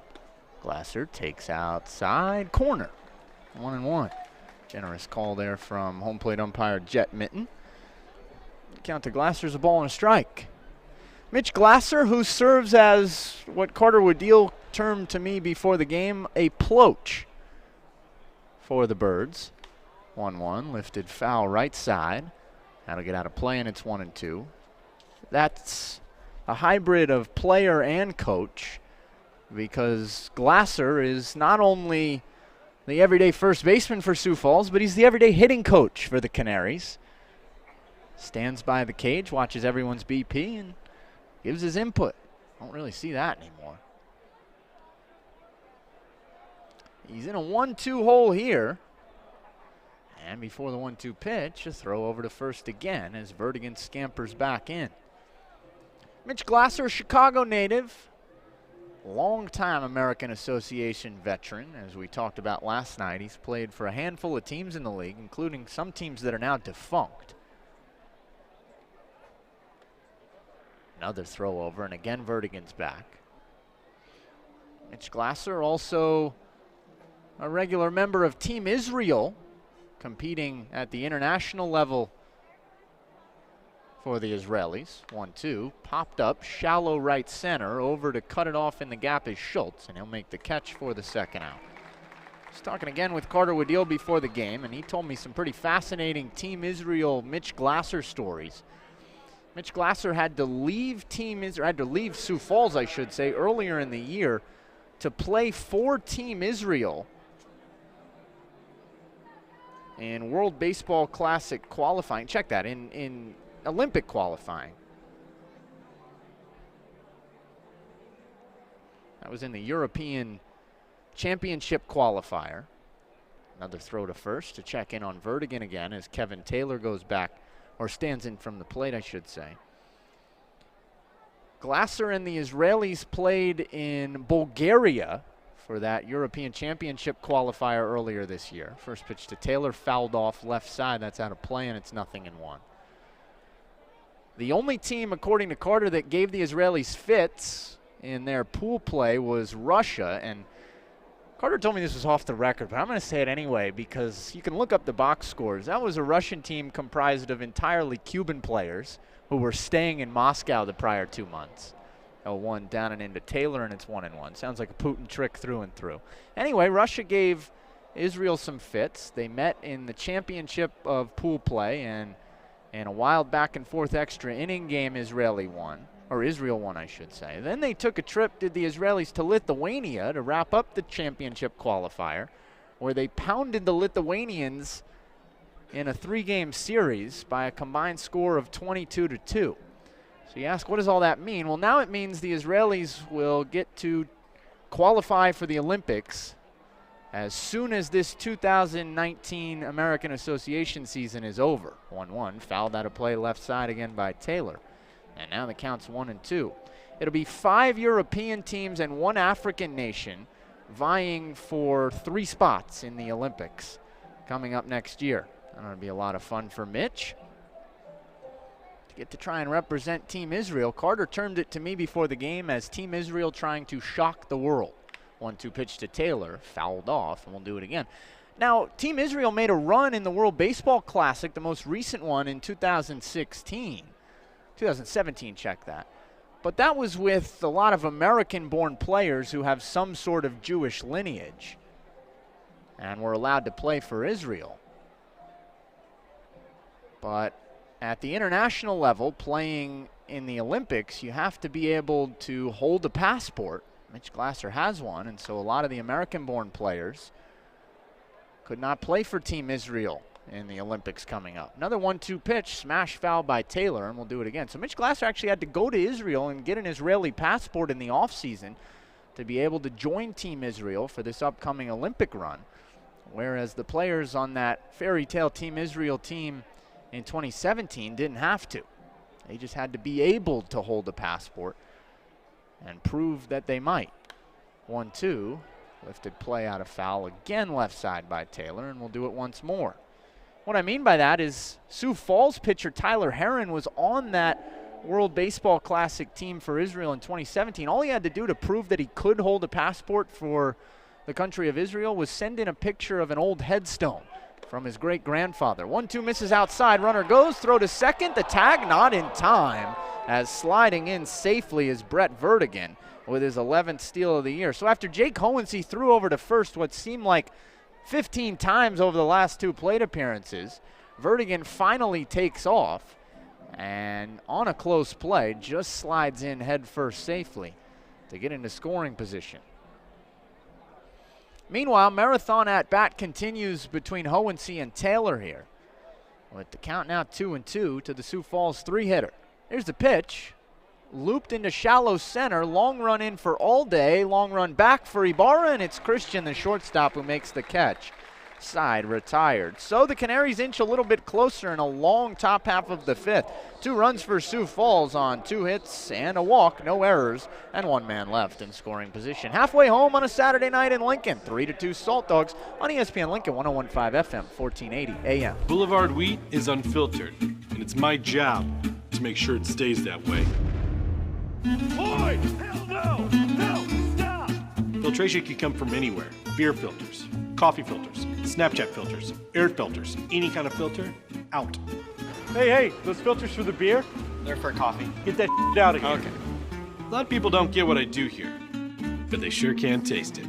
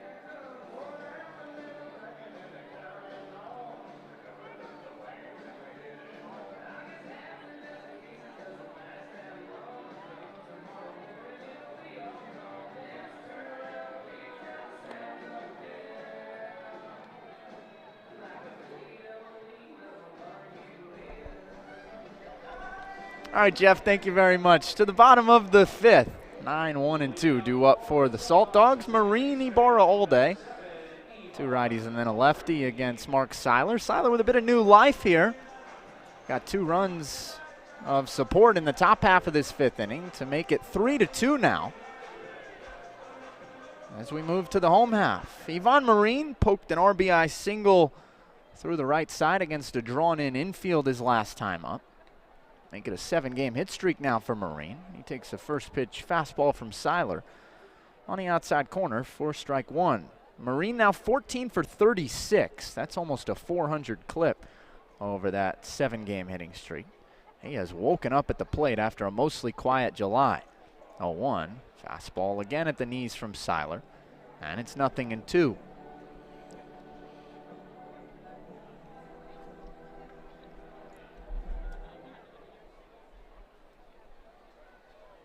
Now the 0-2, that's high. Ball and 2 strikes to Marine.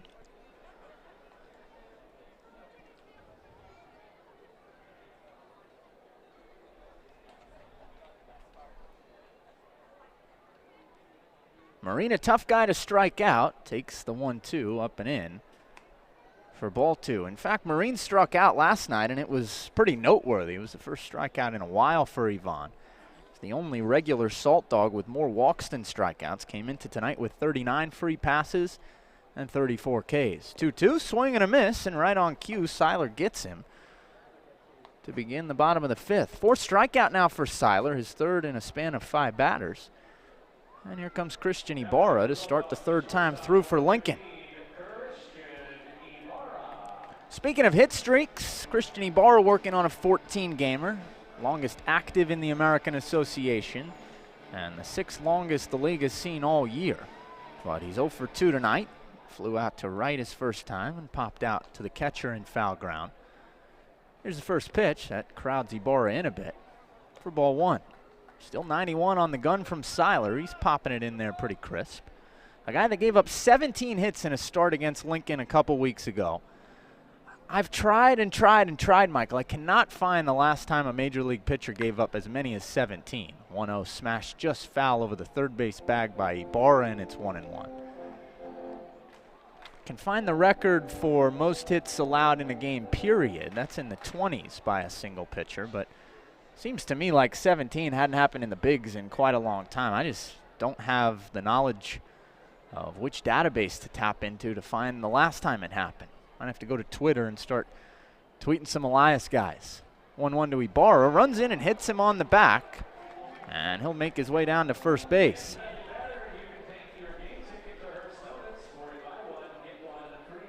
So that'll give the Salt Dogs a 1-out base runner. Ibarra plunked with the pitch, and that batter just got hit by a pitch, and that looks like it hurts, don't it? Thanks to Hertz Donuts, your game ticket will now be good for a buy one, get one free single donut from Hertz Donuts Company, located in downtown Lincoln. Offer valid for the next 24 hours after tonight's game. So 1 on, 1 out, and here comes Forrestt Allday. Allday 0 for 2, ground out and a fly out. Takes the first pitch low and away for ball 1. Mark Seiler on his landing there tumbled off of the mound, and he's hobbling around a bit as he tries to walk it off, but that's going to bring the Sioux Falls trainer out of the dugout. That was a really awkward looking landing there from Seiler as he perhaps caught a bit of loose dirt on the backside of the mound. And now Darren Nelson, the Sioux Falls trainer, out for a chat with Seiler, the Sioux Falls manager Mike Meyer, and the catcher Graham Lowe. Seiler, I think, tells him he's fine as they're going to quickly let him throw a couple warm-up tosses that they will closely watch here. And we'll make sure that he doesn't fall again. First warm-up toss looks good, and he says he's all right, and we're going to get back to action.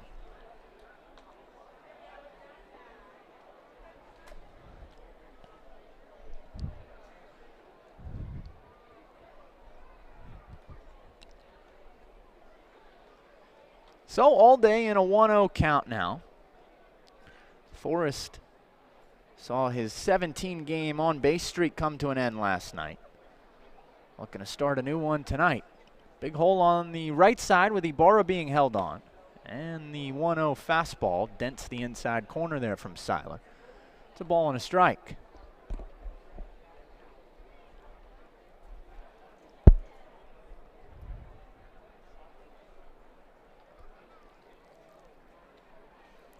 Seiler from the stretch gets his sign. Now kicks and fires the 1-1. Swing and a miss by Allday. Breaking ball down and in there, and it's quickly 1-2.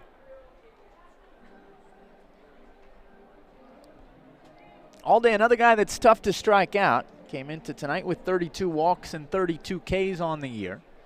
That's overall. Since joining the Saltdogs, 17 walks and 20 punch-outs. Here's the 1-2 to Forrestt. Swinging a belt to straightaway right center, fading fast, and that's down for a base hit in front of Vertigan. Ibarra scampers up to second and puts the brakes on there, but Forrestt Allday hops aboard with a 1-out single to straightaway right center to give the Saltdogs 2 on with just 1 out, and the RBI spot's coming up here in the bottom of the 5th.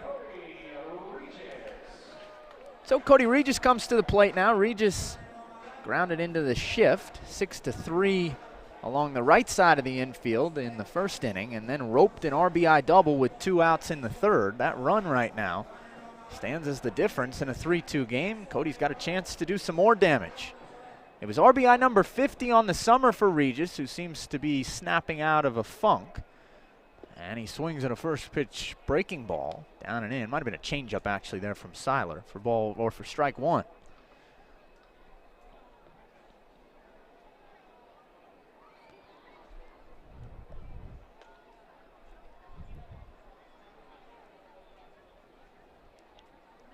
Now the 0-1, that's down and into Regis.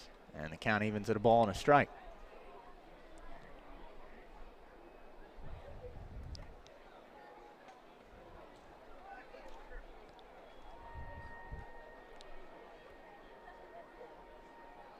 Cody with an open stance from the left side.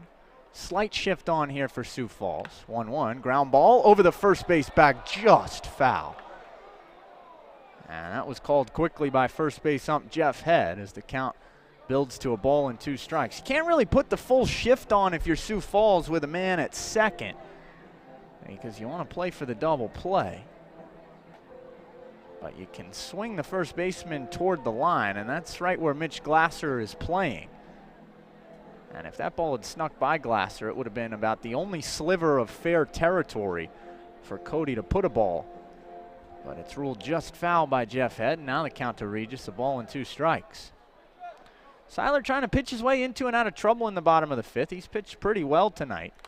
Swings at the 1-2 and belts it fouled as Regis down the left field line. We'll do it again.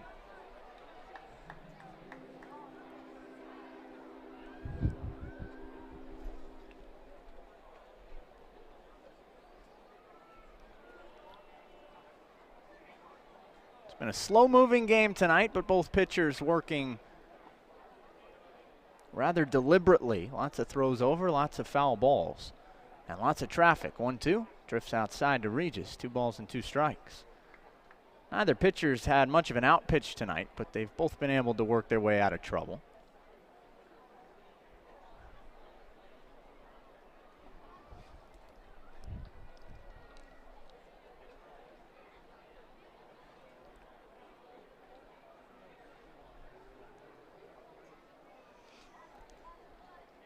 Seiler comes set.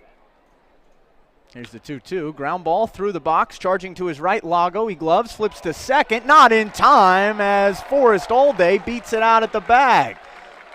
Well, I thought Lago was going to go to first all the way there. He was closing in on the second base bag. Had to flip a little bit behind himself.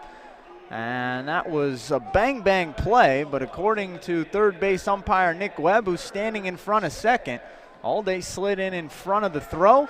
And now Seiler's in a world of trouble with the bases loaded. Everybody's safe, and still just 1 out for the league's 5th leading hitter in Curt Smith.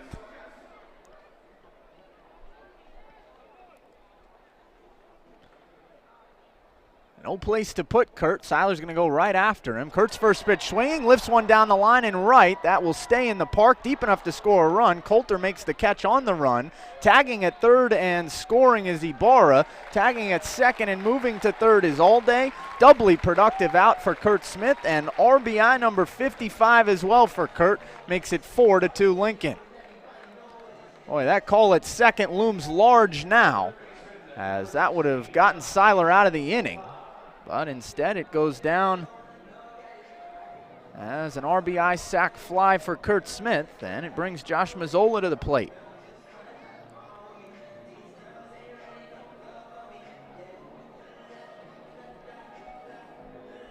Mazzola 0 for 2. He struck out twice. Has men on the corners with 2 away now. Check that. Men on the corners with, 2 away. Scoreboard says 1. To make sure I wasn't losing my mind there. First pitch to Mazzola. Ground ball foul of third. It's 0-1. Nice play there from Tom Carcione. Standing in the third base coach's box on a bare hand pick. Gets a cheer from the crowd.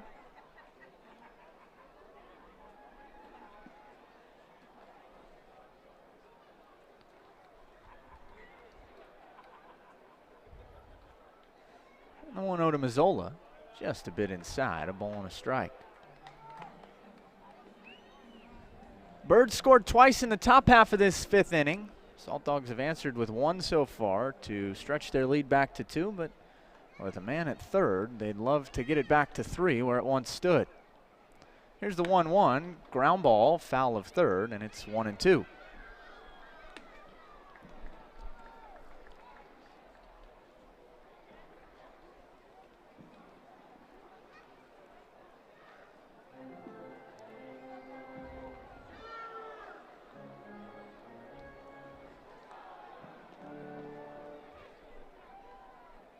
Seiler has his sign and comes set at the chest. 1-2, drifts outside to Mazzola, and we're even at 2 balls and 2 strikes. Mazzola's been great with men in scoring position since joining the Saltdogs. 11 for 28 this year. That's a .393 average. It's one of the reasons the Lincoln team average with men in scoring position has raised 17 points in the last 13 games. 2-2 the count. Here's the pitch to Maz, popped up, shallow left center. Over in the gap to cut it off is the left fielder Hart. He makes the catch to retire the side. Lincoln does score one more time, though. The Saltdogs get a run on a hit batsman, a single and a sac fly from Curt Smith. No errors and 2 left. After 5, it's 4-2 Saltdogs on ESPN Lincoln, 101.5 FM, 1480. If you have the need for speed, you need kinetic internet by Windstream.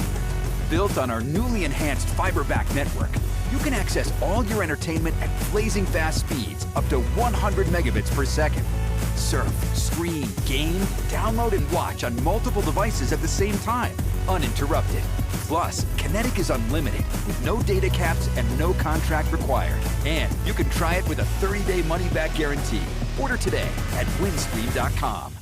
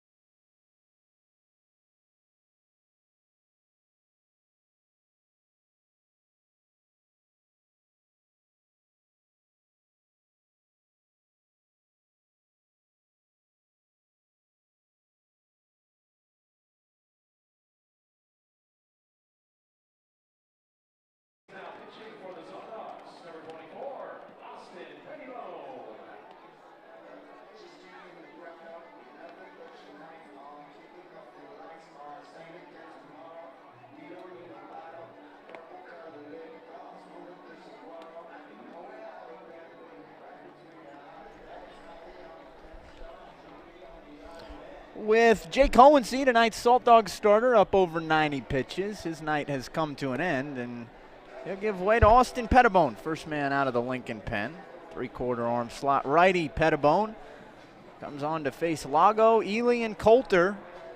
4, 5, and 6 in the Sioux Falls order. It's 4-2 Lincoln. It's been a bit of a seesaw night. Salt Dogs scored 3 in the bottom of the third. Canaries scored 2 in the top of the fifth. Dogs added another in the bottom of the fifth. And now it'll be up to the bullpen for Lincoln with Jake Hohensee a 5 and fly tonight to try and lock down the game's final 12 outs. Lago is 0 for 2 tonight. That'll be followed by Ely, who's 0 for 2, and Coulter, who's 0 for 2. So Hohensee did a real good job against the meat of the Sioux Falls order. Jake ultimately tonight goes 5 innings, allows 2 runs, both earned on 4 hits. Hohensee strikes out a pair and walks a pair as well. And 2 wild pitches helped to kind of do him in a bit. And the only inning in which he gave up runs, a 2 spot in the top of the fifth. Matt Rigby and Michael Dixon with you from inside the Budweiser broadcast booth, high atop Haymarket Park. Lago, the league's leading hitter, swings at the first pitch from Pettibone, grounds it to the left side of the infield. Ibarra to his right, gloves and throws deep in the hole in time to get the speedy Lago for the first out. Boy, that play had multiple impressive elements to it from Christian Ibarra. First of all, he had to navigate Josh Mazzola diving in front of him. Mazzola couldn't make the play as the ball went under his glove. Ibarra then backed it up nicely, stopped it on the backhand, and made a really strong throw deep in the hole to get Lago 6-3 for the first out. That brings Andrew Ely to the plate now. And the first pitch from Pettibone on the outside corner to Ely for strike 1. Talking about Ely's high school and college roots earlier in the broadcast. He eventually made his way to the New York Mets system last year. His property of the Mets in 2018 after he was Rule 5 from the Cubs.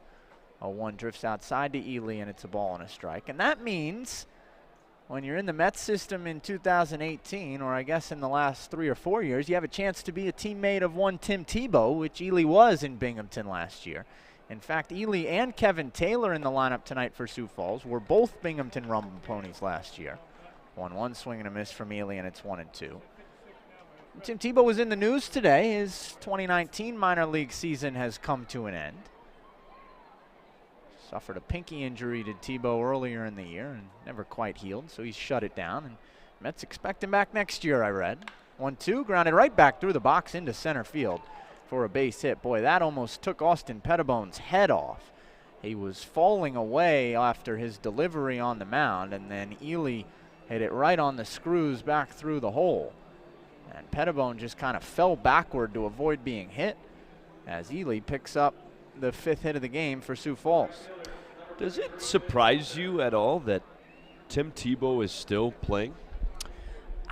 You know, yes and no. He had such a good year last year for Binghamton. That kind of gets lost on some people. He was not great at the beginning of his minor league career at the single-A level. A lot of people criticized the Mets for moving him up to double-A, perhaps not on merit, but he hit almost 280 for the Rumble Ponies last year. First pitch to Coulter, a strike on the inside corner. Where I think the yes part of the equation comes in is that he was hitting very poorly, really struggling at the AAA level this year. He's got so many other things he could do, right? I mean, he works for the SEC network. He writes books. He makes TV appearances. But I guess he just loves it, and he keeps coming back. 0-1 to Coulter, fisted into shallow right. Charging fast is Schultz. He has to play it on a hop. And sliding in headfirst at second base is Andrew Ely. Ely had to hold up there with Schultz playing really shallow in right. And Schultz might have had a play on Ely, but Schultz kind of airmailed that throw. Nice job backing it up by Mazzola. And more importantly, perhaps, the Canaries, with 2 straight hits, have 2 aboard with 1 out against Austin Pettibone here in the top of the 6th. You're talking about a guy who won an NFL playoff game, and he's riding the buses in the What is that? How is that league escaping me? Binghamton. Binghamton's the Eastern League. First pitch to Hart on the outside corner for strike one. You know, that's kind of what makes Tim Tebow so endearing to people, though. And I think it's easy to say that there's some publicity element to Tim Tebow's entire life that can rub people the wrong way sometimes, but the guy is so genuine, right? I mean, he really is. Here's the 0-1 pitch to Hart downstairs, and it's a ball and a strike. It's so cliche to say to a kid, hey, look up to Tim Tebow. You could learn a valuable lesson or two about life. But, I mean, it really is the truth. He's a guy that does things for the true love of doing things. He's committed to getting the most out of life, which I've always thought's real impressive about Tim Tebow. And he's a model citizen at that. You don't find that every day in the world. 1-1. That misses downstairs to Hart. 2 balls and a strike. I mean, Tim Tebow wrote his last book on the Eastern League bus trips last year. You and I have been on minor league bus trips, man. No one's writing books. No one's reading books. We'll leave it at that, right? There's some other stuff going on bus trips.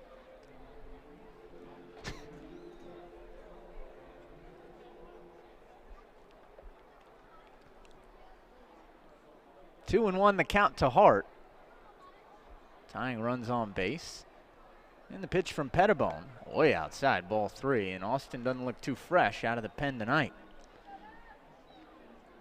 Was talking with Carter Woodeel. His names came up a lot tonight in our broadcast, the Sioux Falls media relations manager. And I asked Carter if Kevin Taylor and Andrew Ely ever bring up their time with Tim Tebow in the Eastern League last year. And Carter gave a pretty much expected answer. He said, yeah, they really liked him. And it's hard not to like the guy. 3-1, outside, ball 4. So Austin Pettibone has allowed 3 straight Canaries to hop aboard with 1 out here in the top of the 6th. And now he's in a world of hurt with Jordan Ebert coming to the plate. You've seen this borne out already this year, Michael. Sioux Falls with the bases loaded this year is an almost unconscious team. They came into tonight a .333 hitting team with the bases loaded in 99 at-bats. That's 33 for 99, man. That's no slouch. And they've got a whole litany of grand slams as well. Perhaps that's just a funky little note in the Sioux Falls 2019 season, or perhaps there's more to it. First pitch to Ebert, crowds him inside, it hit him, and that's going to bring a run home. So they don't even need a base hit this time with the bases loaded. Ebert gets hit by the delivery from Pettibone. That brings in Ely from third, moves everyone else up 90 feet, and makes this a 4-3 ball game. So Ebert will get an RBI, his 34th of the year. And the line keeps moving for the Canaries with Graham Lowe coming to the dish.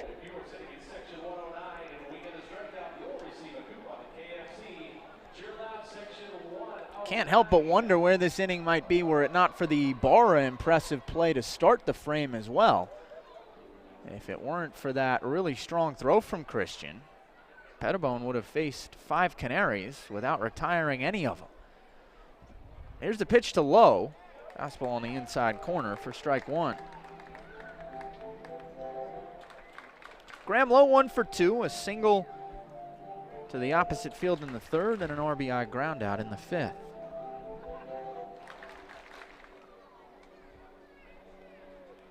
Pettibone comes set. He needs a double play ball. 0-1 pitch. And there's a fastball for a strike at the knees. He'll take a strikeout as well, and he's got a chance with the count now 0-2. He'll take a strikeout, but he's a low strikeout guy who doesn't really look like he has it here tonight. So you would wonder what the more likely outcome would be, a strikeout or a ground ball, and you're just hoping that ground ball would find one of those middle infielders.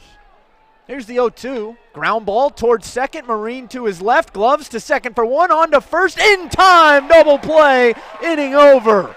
4-6-3. Marine, Ibarra, and more. Austin Pettibone gets the ground ball he was looking for and wriggles his way out of trouble in the top of the 6th. For Sioux Falls, 1 run on 2 hits, a walk, a hit batsman, no errors, and 2 men left on base. After 5.5, 4-3 Lincoln on ESPN Lincoln, 101.5 FM, 1480 AM.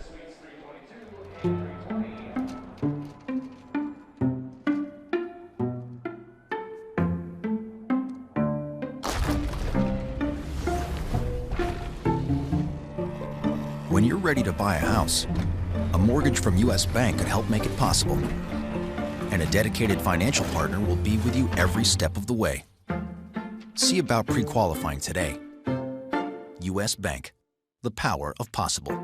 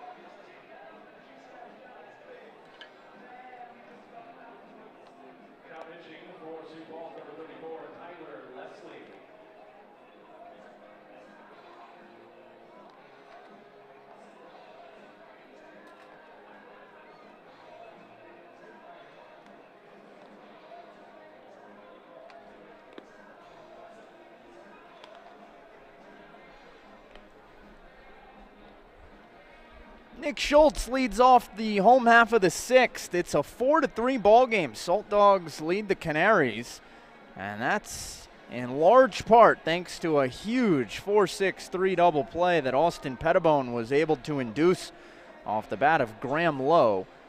That came with the bases loaded for the Canaries. 1 run already in and just 1 out in the top half of this 6th inning. It was nicely turned by the trio of Marini, Barra, and Moore. And the Saltdogs remain in front, looking for some more runs. Again, the score 4-3 Lincoln as we move to the home half of the 6th. It'll be Schultz, Moore, and Herrera. The 3 due up against the new Sioux Falls pitcher. Big righty by the name of Tyler Leslie. So both pitchers tonight go 5 and fly. Both pitch pretty well, even if their lines won't ultimately indicate such. They kept their teams in the ball game, and we've got a close one on a Saturday night at Haymarket Park as it's turned into a battle of the bullpens. Leslie, a big righty, stands 6'1", 180 out of San Antonio. And he'll face the righty Schultz to lead things off. Schultz 0 for 2. He grounded into a double play of his own and flew out to right. First pitch to Nick, low and away for ball 1. So Mark Seiler tonight goes 5 innings and allows 4 runs, all of them earned on 7 hits. 1-0 to Schultz. That's low and away, and the count moves to 2 balls and no strikes. Seiler struck out 4 and did not walk a single batter despite hitting 1. That's impressive for Seiler. He entered tonight with 29 walks in 74 innings. The 2-0 smash right back through the box underneath the glove of Lago and into shallow center field for a leadoff knock. So Nick Schultz gets the 8th hit of the game for Lincoln, his first of the night, and here comes Tyler Moore, who's 2 for 2.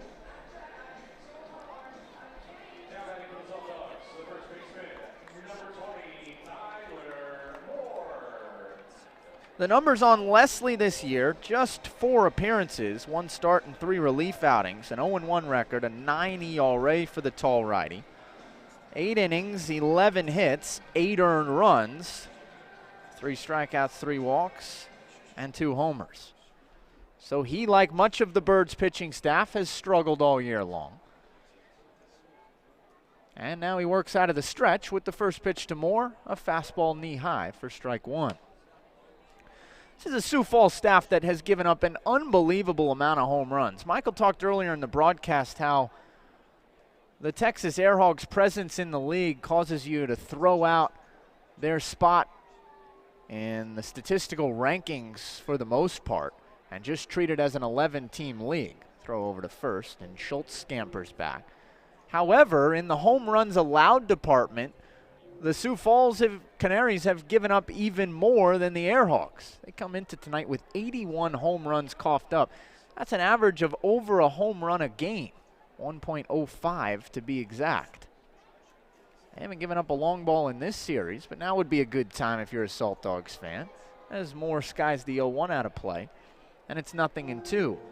The splits on those home runs are pretty fascinating for the Canaries staff. They've given up 56 of them at home and just 25 on the road. The birdcage has played more like the bandbox this year. Moore's had a really good night. Again, 2 for 2 with a single and a double. Got a big hole on the right side with Glasser holding the runner on. He grounds one toward the left side, though. The shortstop Ely to second for one, on to first in time, double play. 6-4-3 on that GIDP. And now there are 2 away here in the bottom of the 6th. Michael mentioned it earlier, Sioux Falls has turned fewer double plays than any team in the entire league this year, but make it 2 already tonight. And now Daniel Herrera strides in.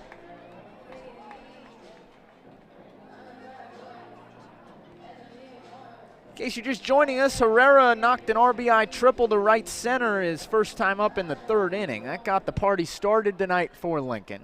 He has since struck out, and he takes a first pitch fastball down and in from the righty Leslie for ball 1.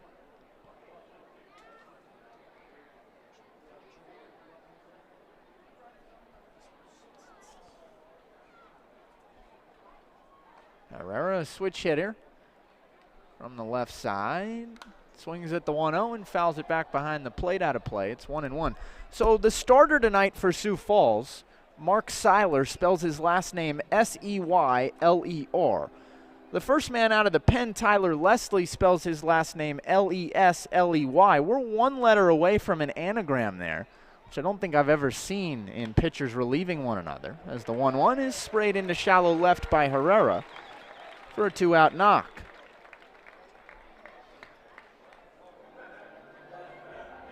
The only thing separating the two, an R in Seiler's name and an extra L in Leslie's last name.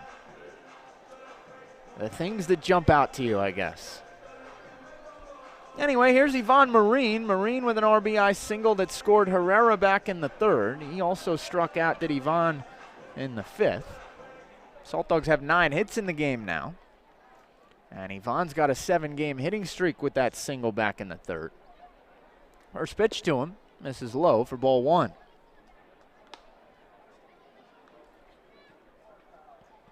It's a far cry for Mike Seiler tonight from his last start against the Salt Dogs. He goes 5 innings, gives up 7 hits tonight. But his last time out against Lincoln, as the 1-0 crowds Marine inside, and it's quickly 2-0. Seiler went 6 innings and gave up 17 hits. Tyler Leslie made the start the next day in that 3-game set. He went 3 innings, gave up 6 hits and 7 runs against the Salt Dogs. So they've feasted on those two already this year. 2-0, just an eyelash or 2 outside from Leslie. The count to Marine builds to 3-0. He got a patient and red-hot hitter on deck in Ibarra, a very patient and red-hot hitter at the plate in Marine, and a very patient and red-hot hitter in the hole in Allday. Those 3 have sparked a huge offensive turnaround for Lincoln since the calendar flipped to August. 3-0 on the inside corner to Marine, and it's 3 balls and a strike. The Salt Dogs are hitting .287 as a team in August, .786 OPS, and they're averaging 6.1 runs a game. It's the most impressive month the Dogs have had at the dish all year long. Marine in the driver's seat, 3-1, and before the pitch, a throw over to first as Herrera glides back to the bag.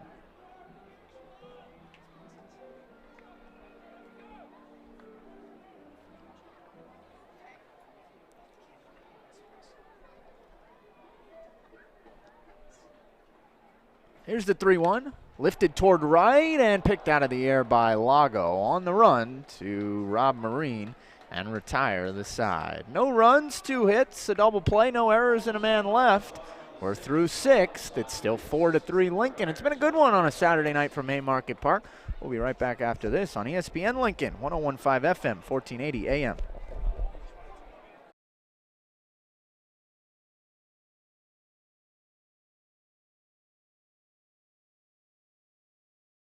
Valentino's family recipes have been passed down for generations. It's a classic Italian tradition we put into every dish we make. We use only the freshest ingredients for a more authentic taste. Whatever you choose, you can be sure it's made with off-the-vine freshness for a healthier, more wholesome flavor. Valentino's, classic Italian tradition. Go to Valentinos.com to find a location nearest you. Order online for easy pickup or fast delivery.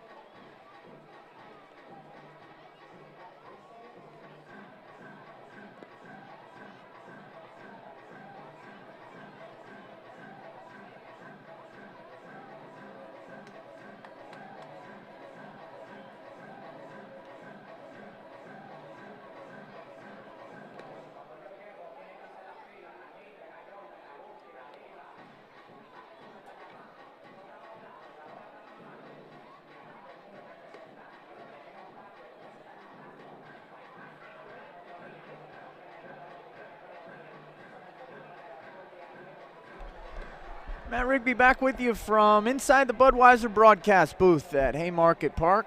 It's a 4-3 ball game in favor of your Saltdogs. It was an offensive bonanza between these two teams first 6 meetings of the year, and it's been a couple of really well-played and well-pitched games so far in the first 2 games of this series, Michael. Seems like it works out that way sometimes. Just when you think you figured it out, you haven't. 4-3 as we head here to the 7th. Burt Reynolds will pinch hit here in this top of the 7th inning, and it's for the leadoff man, Brett Vertigan. So Vertigan's night is over, and Reynolds is into the game. Off the bench is Burt. Hitting .224 this year, 9 homers, 44 driven in. New pitcher for the Dogs, left-hander Martaray Garcia. First pitch is outside for ball 1. Burt in the game last night, 0 for 4, 3 strikeouts. He leads the league with 108 punch-outs. That is a lot. So Reynolds hitting for Vertigan, and the 1-0 missed outside from Garcia. 2 balls, no strikes. Martaray this year, in 8 appearances, 0-0 at .352 ERA, 7 2/3, 8 hits, 3 runs, 1 walk, 5 strikeouts. Opponent's batting .250. And the 2-0 was a foul tip held on to by Herrera. 2 balls, 1 strike, the count.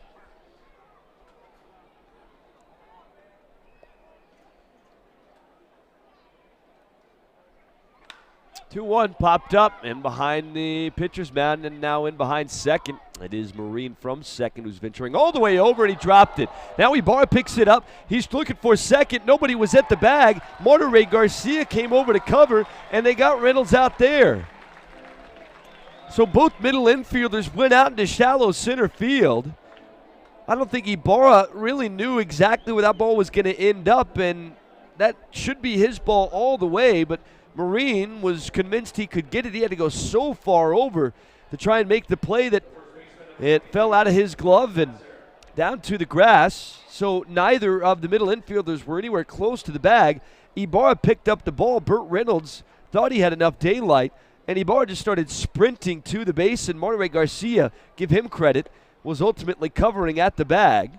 So that goes down as an error, and the putout at second base goes down 6-1. First pitch to Glasser, ball 1. And now ball 1 is low, or the 1-0 count is low, and it's 2 balls, no strikes. That's what I like to call an American Association play through and through, baby. I mean, my goodness. Yikes.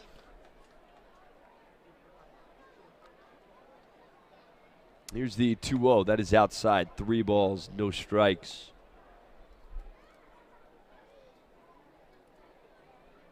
So a 6-1 put out at second base after an error by the second baseman. 3-0. That is a strike over the inside corner. We'll send it back to Jeff Bryden in the studio after this. 4-3, the Dogs lead it here with one out in the top of the seventh inning, and that could be a big moment in the game. It's only a one-run game. Here's the 3-1. That is high for ball 4. And Mitch Glasser walks for a second time here tonight. He's got 34 walks on the year. You know, it's a risk that really is worth taking there from Reynolds, because how often does a pitcher have to go cover at second base on a pop-up that's hit a mile high behind the second base bag? You got to give credit, as you mentioned in your call, Michael, more than anybody else, to Martaray Garcia for having the presence of mind to run towards second base and cover there. 1 on, 1 out. Here's Kevin Taylor. Lefty on lefty. First pitch up and in. I thought when both middle infielders were pretty far away that Reynolds was going to get there, and Garcia came out of nowhere. But really the play at second wasn't even close. Here's the 1-0 thrown outside, 94 on the fastball. 2 balls, no strikes. They flipped to Garcia, and Garcia was basically standing there waiting for Reynolds. And the two nearly collided. Herrera out to talk to Garcia and calm him down. Jake Hohensee got the start. 5 innings, 4 hits, 2 runs. Both earned 2 walks, 2 strikeouts. Austin Pettibone gave up a run in the 6th. 2-0. And that floats in there on the outside corner slider from Martaray. Count 2 balls and a strike, 1 on, 1 out. 1-run game here in the 7th inning. Dogs this year are 11-11 in 1-run games.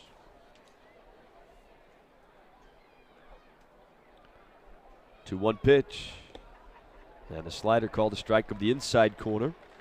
So Martaray was struggling with the fastball command, and Herrera goes out after the 2-0 count, and he's come with back-to-back sliders, and both have hit the plate. 2-2 with 1 out and man at first. And here is the pitch. Swinging a ground ball rolled towards second. Marine has it to second for 1, and that's all they'll get. 2 slowly hit to turn 2. Glasser is retired on the 4-6. Kevin Taylor aboard on the fielder's choice.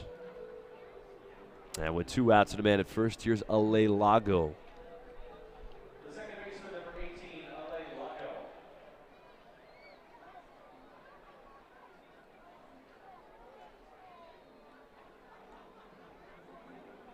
Lago in the game 0 for 3 in the series, 1 for 7.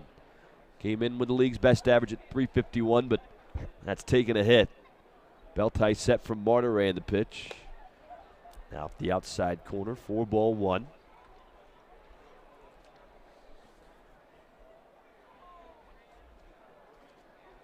Dogs trying to make it 6 straight wins here at home. That'll be their longest run of the year. 1-0 pitch. That floats in for a strike. A slider at the knees to even things up. 1 ball, 1 strike. How about this scoreline from Camden Yards? 23-2, the Astros winning. There's baseball outside of Queens tonight? Yeah. 1-1. Upstairs, 2 balls, 1 strike. Lago popped out in the first, flew out in the 4th, and hit a ground ball past the dive of Mazzola at third, but was backed up by Ibarra at short to lead off the 6th inning, and Ibarra made a really nice play to get a pretty good runner in Allday Lago. Lefty on righty, and the 2-1. That is outside, 3 balls, a strike.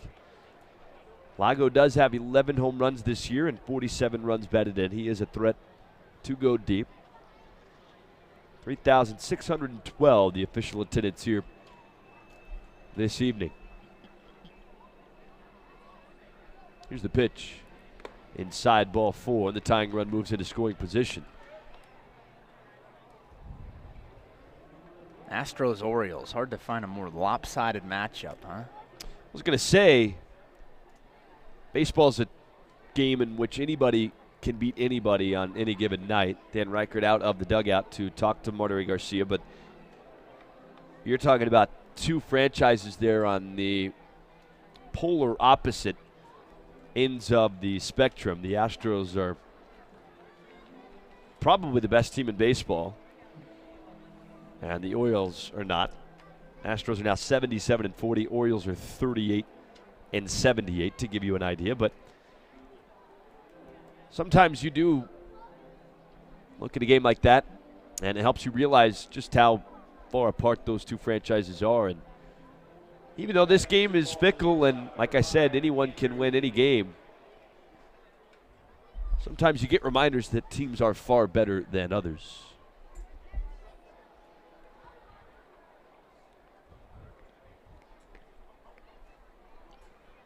So 2 on, 2 out. Andrew Ely to the plate. Taylor the tying run at second base. Lago the go-ahead run at first, and the first pitch. A strike one over the outside corner. Ely in a game is 1 for 3 with a single and a run scored. 4 runs, 9 hits, 1 error for the Dogs. 3 runs, 6 hits, no errors for the Canaries. Lefty on lefty. Belt tie set by Garcia. And the pitch. Called a strike over the outside corner, a fastball that's dotted at 93, and plenty of options for Garcia and Herrera here.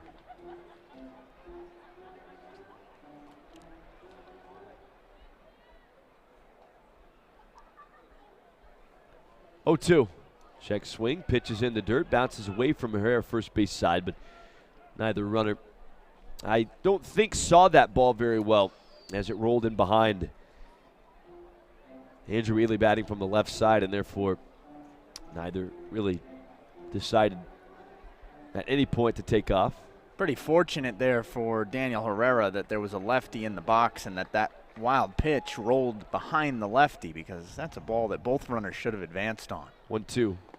That's in the dirt, picked on the backhand by Herrera. 2 balls, 2 strikes. I'm with you, though. I think neither one of them could see it. Perhaps a little more excusable for Glasser at second, but if he doesn't go anywhere, where's the man at first, Lago, supposed to go? And you have to give Lago credit for dancing with Glasser, knowing the situation, because it'll be a horrible way for the inning to end. 2-2. Popped up foul. Ely does a good job to keep himself alive, and the count's still 2-2.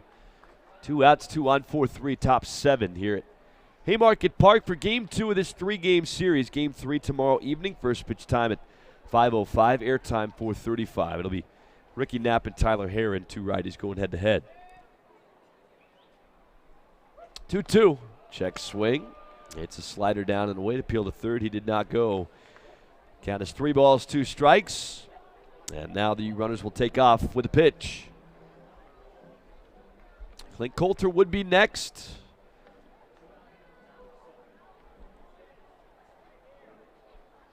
Garcia trying to end the threat right here. Belt tie set, payoff pitch. Cold strike 3, got him looking. And that'll do it for the top of the 7th. The beautiful slider at 86 miles an hour. And Garcia works around trouble to preserve the lead. No runs, a pair of walks, there was an error, and 2 left. To the bottom of the 7th we go. It's 4-3 Dogs here at Haymarket Park. Let's check in the studio with Jeff Bryden.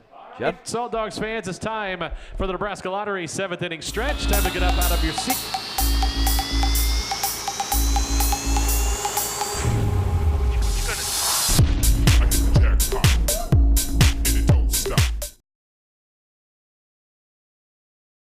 Out to the crowd, buy me some peanuts and Cracker Jack. I don't care if I never get back. Oh, it's root, root, root for the Salt Dogs. If they don't win, it's a shame. For it's 1, 2, 3 strikes, you're out at the old ball game. Great job, fans. Along with the 7th inning stretch, we have the 7th inning scratch, where one lucky roll will win.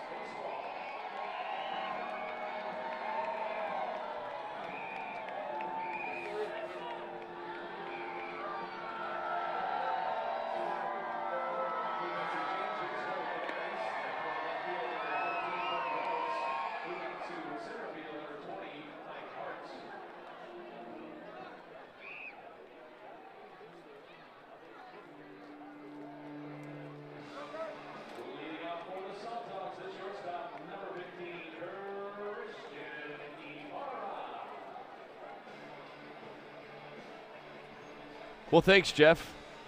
First career triple for Daniel Herrera. And Dogs still lead by a run. It's 4-3 as the right-hander Tyler Leslie heads back to work. First pitch. That's popped up foul by Christian Ibarra. The count is 0-1. Ibarra in the game is 0 for 2. He's been hit by a pitch and scored a run. 4 runs, 9 hits, and error for the Dogs. 3 runs, 6 hits for the Birds. The 0-1. That's a big curveball taken for strike number 2 over the inside corner. Leslie made his pro debut against the Dogs back when these teams met in late July in Sioux Falls. 0-2. Swing and a foul tip, and it got a piece of Graham Lowe, who's hobbled up a little bit and behind the plate. Ibarra keeps himself alive. The count still 0-2. This could very well be the last chance, too, for Christian to extend the hitting streak to 15. No guarantee he'll hit again, especially if the Dogs hold on and win this game in 9 innings and don't have to hit in the bottom of the 9th.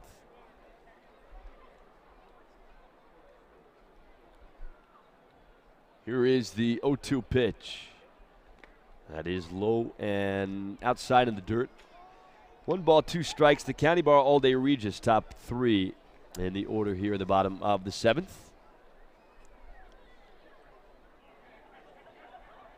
Leslie out of the wine from the first base side, product of Angelo State University. 1-2. Just missed outside, not by much. Graham Lowe held that there for a while. Jet Mitten wasn't going to bite. And a count, 2 balls, 2 strikes. Played his college baseball at Foster Field, 2-2. Skips past Lowe to the backstop. 3 balls, 2 strikes.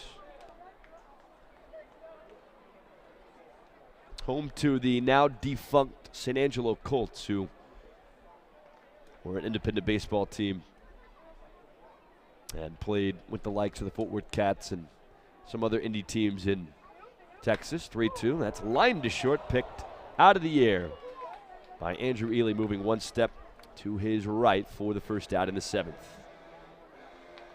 Also home to the Angelo State Rams. I know the ASU Rams very well. My dad was the radio color commentator for Angelo State football for 2 years in the 1990s. Spent many days. First pitch is a curveball low to Allday, ball 1 at San Angelo Stadium. That's the football stadium where the Rams and the high school plays as well. San Angelo Central, 1-0. That's a strike over the outside corner. 1 ball, 1 strike.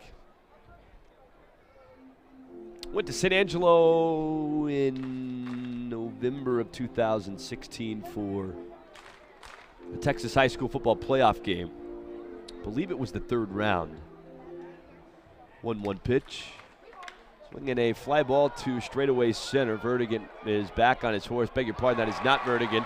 Who the center fielder is, reaches up, can't get there. And it is a double for Forrestt Allday with 1 out here in the bottom half of the 7th inning, and that is Michael Hart. So Burt Reynolds has come into the game,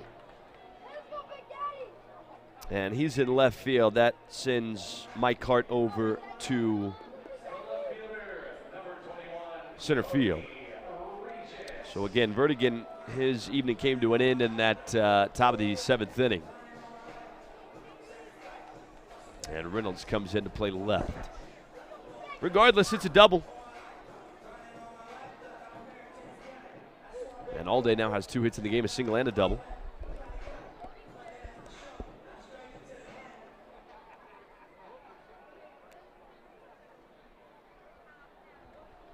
And here is Cody Regis with 1 on, 1 out. 4-3 in the bottom of the 7th. And another run wouldn't hurt, I'll say that. Overshipped on. Regis in the game is 1-4-3. This pitch skips by the catcher Lowe to the backstop, and Allday to third on the wild pitch. RBI double for Regis game in the 3rd inning. Dogs scored 3 times in the 3rd. Canaries scored twice in the 5th. Dogs answer with a run in the bottom of the 5th, and The Birds scored once in the 6th. It is a 4-3 game here in the bottom of the 7th inning, and Gramlow is out to talk to Leslie, who's trying to keep Allday from scoring now at third. Canaries will keep the overshift on, but all 4 infielders will come in, so the Birds have one infielder in Kevin Taylor on the left side, playing about even with the baseline, and they've got 3 infielders on the right side, all 3 playing just about even with the baseline. Glasser at first, Lago at second, and Ely, the shortstop, is over on the right side of the infield. He's standing on the cut of the grass, maybe about 20 or so feet away from second base. 1-0 to Regis. Man at third, 1 out in the pitch. That floats high at 68. 2 balls, no strikes to count. Allday at third via the wild pitch. He just doubled to straightaway center field.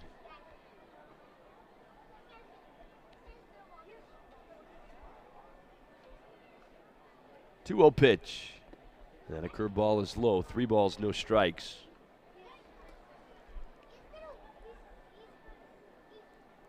Wouldn't be the worst thing in the world for the Canaries if Regis walked.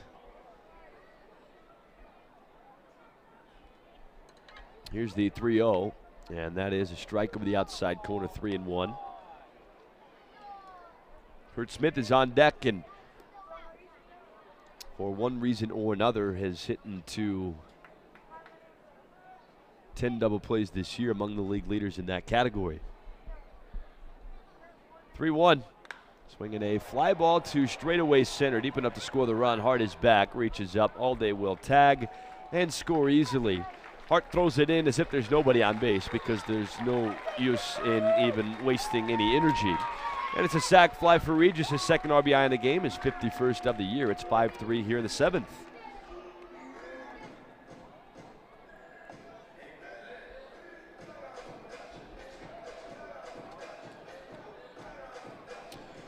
So here is Kurt. Mike Meyer out of the dugout. There is a Canary up in the bullpen.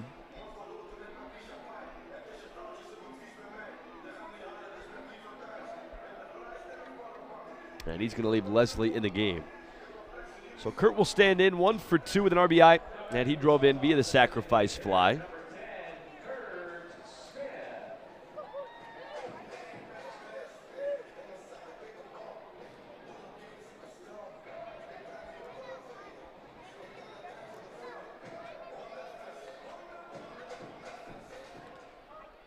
Josh Mazzola would be next. Bases are empty with a run in and 2 outs here in the 7th. Here's the pitch.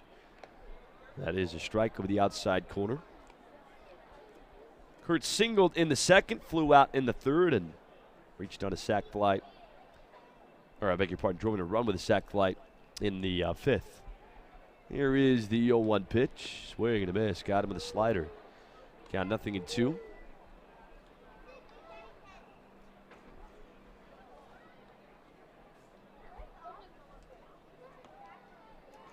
Leslie into his wind, and the 0-2.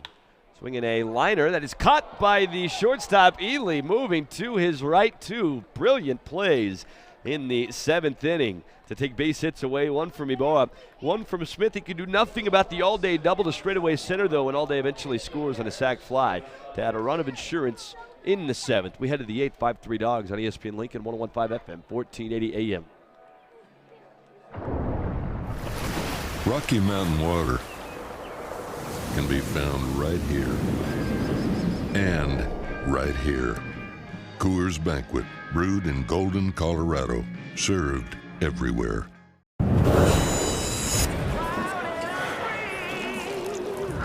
Coors Light is cold filtered for brightness and clarity. The world's most refreshing beer, Coors Light.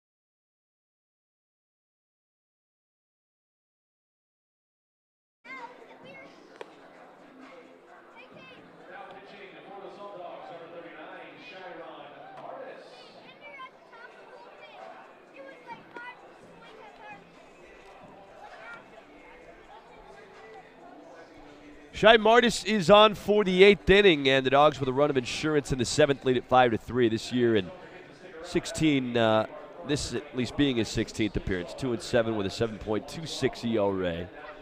53 1/3 innings, 27 strikeouts, and 23 walks. Former big leaguer has struggled mightily this year, and he's gone from the starting rotation to the bullpen. Not entirely sure we won't see him start again this year, but we'll see with just about 3.5 weeks left in the season. And Martis on here to face Coulter, Hart, and Ebert. 6, 7, and 8 in the 8th. 5 runs on 10 hits for the Dogs. 1 error committed. 3 runs, 6 hits. No errors for the Birds.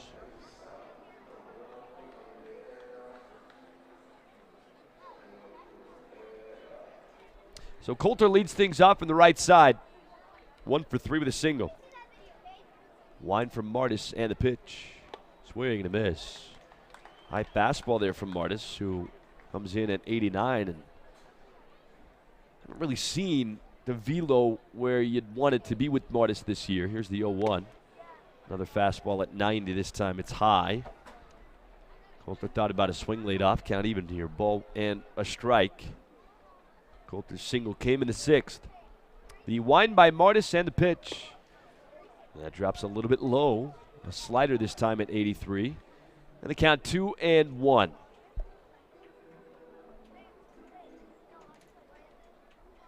Coulter 12 homers on the year. 2-1 pitch.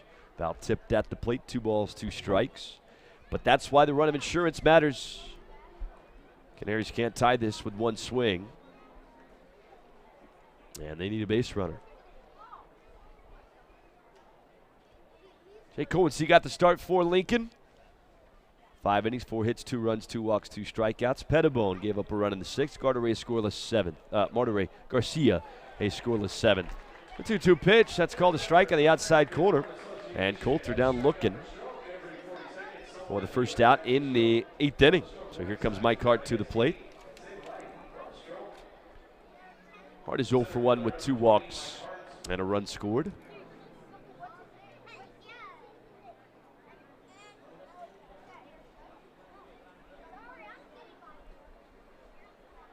Batting from the left side, left fielder who has moved to center in the absence of Brett Vertigan. First pitch is outside for ball 1. Jordan Ebert is next, standing on deck with number 23 on his back. Here's the 1-0. Outside from Martis, 2 balls, no strikes.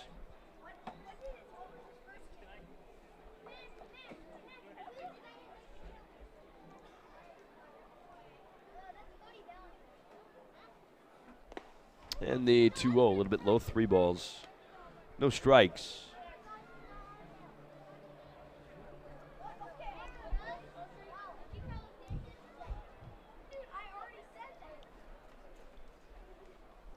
Martis taking a second. Now steps back on, working out of the wine center of the mound. 3-0 pitch. Taken for strike 1. A fastball on the outer half at 90.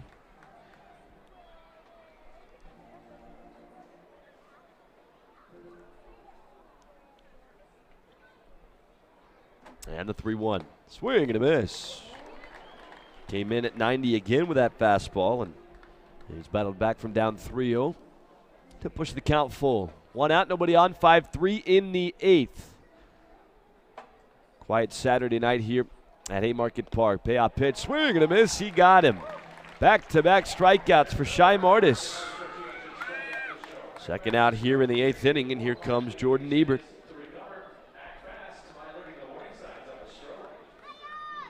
Another good pitching performance from Cleburne tonight. Railroaders beat the X's 10-1 after they won 1-0 in 11 innings last night. So in a prove-it series for the Railroaders with the division lead hanging in the balance, they have thrown up 20 innings of 1-run ball. First pitch up and into Ebert. Stephen Johnson went 7 innings tonight. And the 1-0 taken for a strike. Gave up just 2 hits and 1 run. 4-hitter tonight for the Railroaders combined. Division lead now 3 for Cleburne. 1-1 is a ground ball foul. Up to the third base side, 1-2, and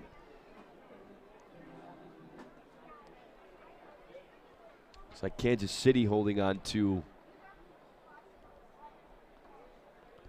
a 6-5 lead in the bottom of the 6th inning out there in Kansas City against the Airhogs. 1-2 is lifted to shallow center, and Allday on a gallop comes in, makes a chest tie grab, and that is the third 1-2-3 inning for the Dogs here tonight. To the bottom of the 8th we go. 5-3 is the Salt Dog lead on ESPN Lincoln, 101.5 FM, 1480 AM.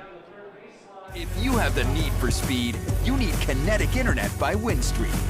Built on our newly enhanced fiber-backed network, you can access all your entertainment at blazing fast speeds, up to 100 megabits per second. Surf, stream, game, download, and watch on multiple devices at the same time, uninterrupted.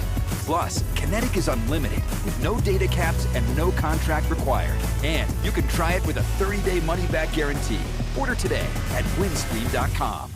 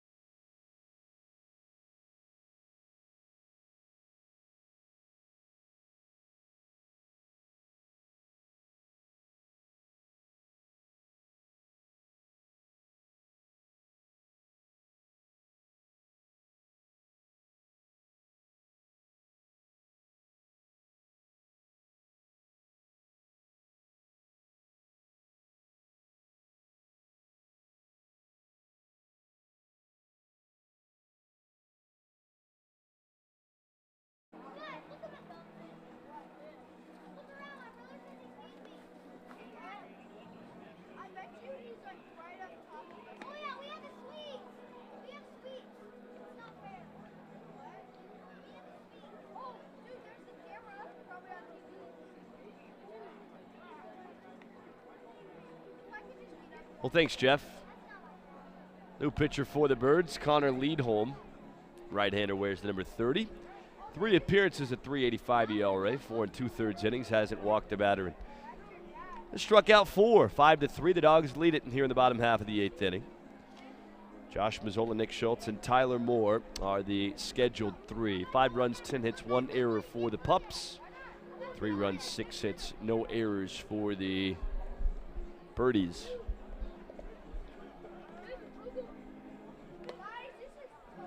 And Leadholm continuing to warm.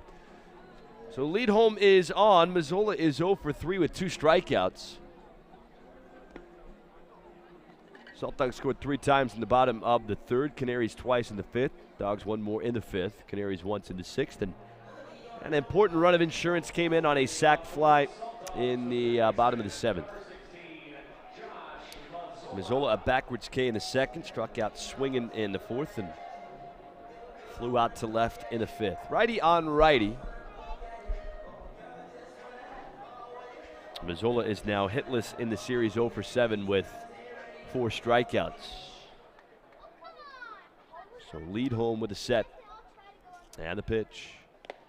That is strike 1 over the outside corner.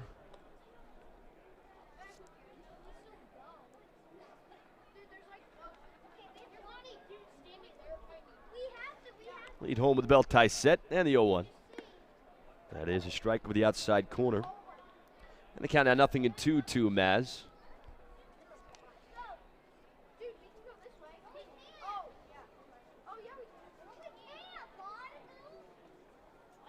And now the 0-2. Fastball runs high. Got a ball, 2 strikes. Got a Goonies-esque adventure going on below us that the crowd mic's picking up. What's going on? It's the game of, hey, it's over here. No, it's over here. It's like I'm watching the Goonies. Here's the 1-2. Upstairs, 2 balls, 2 strikes. I sometimes tune that kind of stuff out, but I do think that I heard a Cody Bellinger reference in the last half inning from one of the kids. Really? 2-2 pitch. That's weakly grounded towards second. Lago charges. Fields with a sidearm throw. And it's in time to get Mazzola for out number 1 here in the 8th. So here comes Nick Schultz to the plate. That's when you've become a household name, right? When the 5-year-olds at Haymarket Park are dropping you in.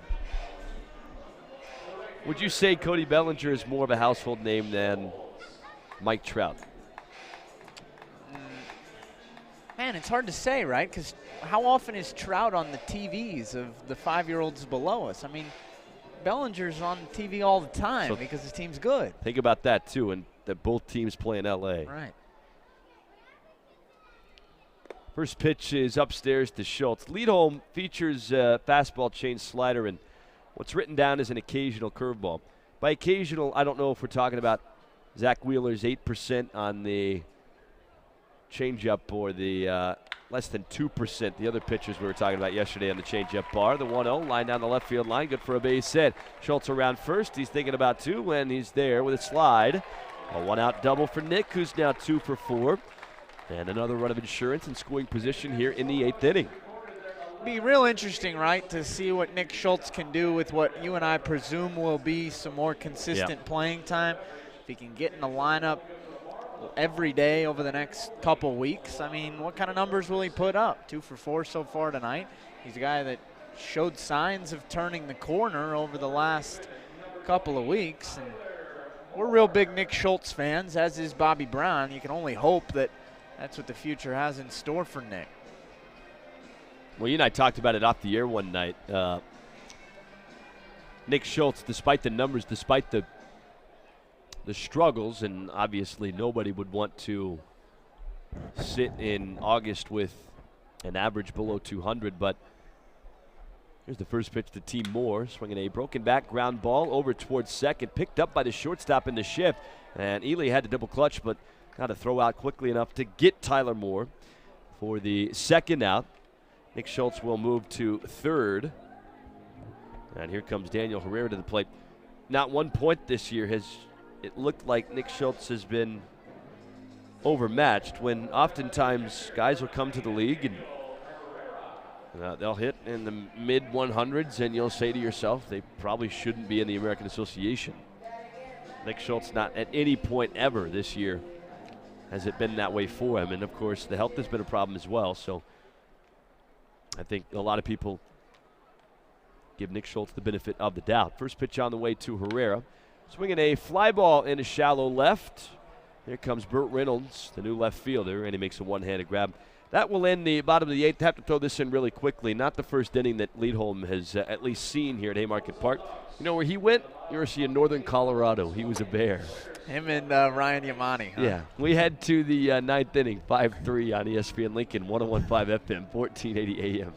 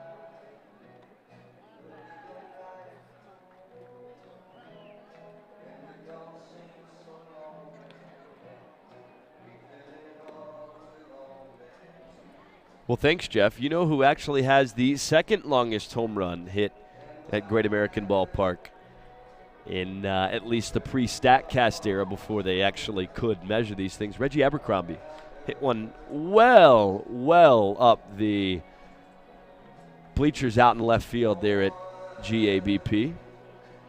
Did the same thing at old pro players too, right, in Miami? if I'm not mistaken. Yeah, you're probably right. They did the same thing at the depot at Cleveland Station. Hit one that went halfway up the Chisholm Trail Parkway back to Fort Worth. I thought you were going to say halfway into the third deck at the depot. 5-3 as we head to the ninth inning. Shy Martis looking for what would be his second save of the year. First pitch on the way. And Martis delivers strike 1-2. Graham low, 9-1-2 due. Yeah, they don't have 3 decks at the depot. They hardly have 2. You've been there. It's not a big ballpark. Yo 1, tap foul, third base side. Count nothing in 2. Think they're selling playoff tickets yet? They're at least printing them. I'm sure they're fired up too. They love their railroaders down there in Cleveland.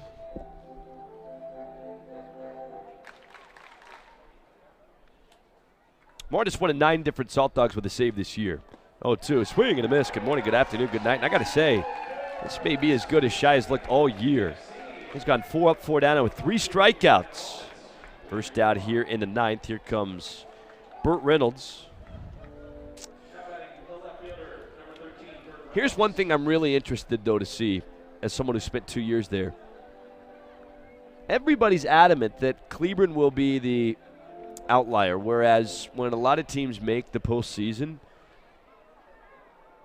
even though they're the highest levered games, they're the lowest attended of the year, even for the St. Paul Saints. First pitch is upstairs to Burt Reynolds. Tough to sell them in that short amount of time. It's tough to sell them, and people aren't planning for outings in minor league baseball games in mid-September. The 1-0 is low, 2 balls, no strikes. But they're adamant. Cleveland makes the playoffs, this ballpark will be full. Do you think that's the case? Yes. Do you really? In a community like that, do you think word gets around enough that, I mean, we're talking about 18,000 people. 2-0 is a strike over the inside corner, 2-1. I'm not trying to disparage the great folks of Cleburne, but in my one trip to Cleburne, Texas, I spent 3 days wondering what else people do there. 2-1. That's a strike over the inside corner, 2-2. They say the same thing when you bring up to an outsider the Nebraska football sellout streak. Like, what else is there to do in Lincoln? 2-2 pitch. Upstairs, 3 balls, 2 strikes. And I suppose if you're from New York City or something like that, you could ask that question and it'd be legitimate. But there's way more to do here in Lincoln than there is in Cleveland. Payoff pitch. Inside for ball 4, and the tying run is aboard here. Or I beg your pardon, will come to the plate here in the 9th inning. So Reynolds walks. 28th walk for Burt this year. Here comes Mitch Glasser to the plate. First base runner allowed by Martis here in this second inning of relief.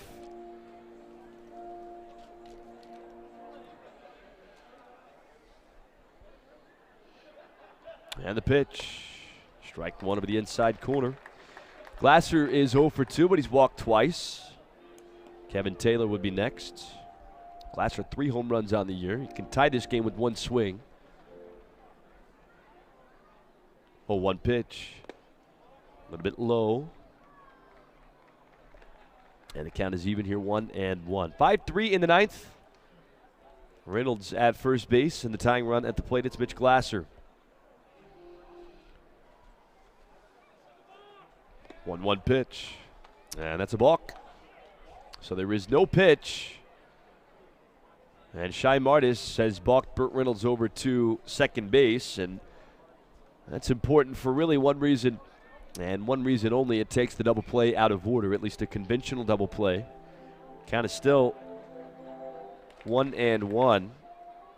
And there are no qualms from Shy Martis or the Lincoln dugout. 4th balk for a Salt Dog this year. First for Shy Martis. Here is the 1-1. That's a pop-up hit foul over to the right-hand side. And the count is 1-2. The Dogs had 2 balks in 1 inning back in Sioux City. Their first win of the year. That was Colby Bluebird. What a very short time with the Dogs at the beginning of the year. The 1-2, that's a line drive in a right center field. That is down for a hit. Reynolds around third. He is coming home, and the throw to the plate is a little up the line. RBI single for Mitch Glasser, and the Canaries are within a run here in the 9th.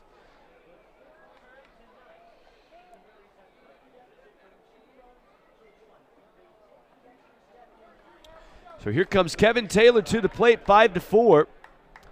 And Mitch Glasser with one out represents the tying run at first base. So left-hander warming in the Saltdogs bullpen. I think it's Josh Norwood. Correct me if I'm wrong. But you got Kevin Taylor due up now. Then Lago, then another lefty, Eli. First pitch is line foul, count 0-1. Problem is, as we've talked about tonight and last night, these lefties feast on left-handed pitching. So kind of darned if you do, darned if you don't. I'm surprised there wasn't a call to Boyle here in the 9th. 0-1 pitch, a little bit low.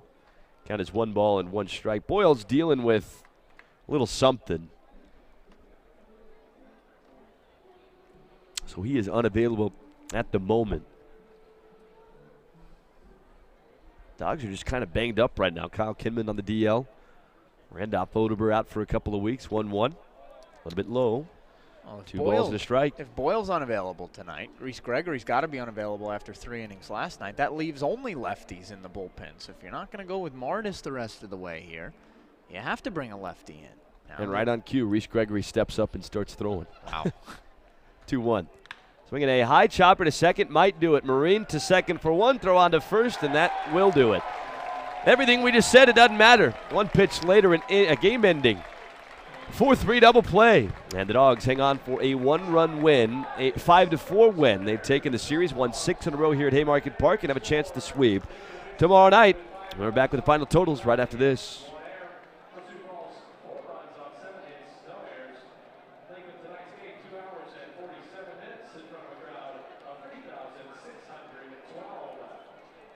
Thanks.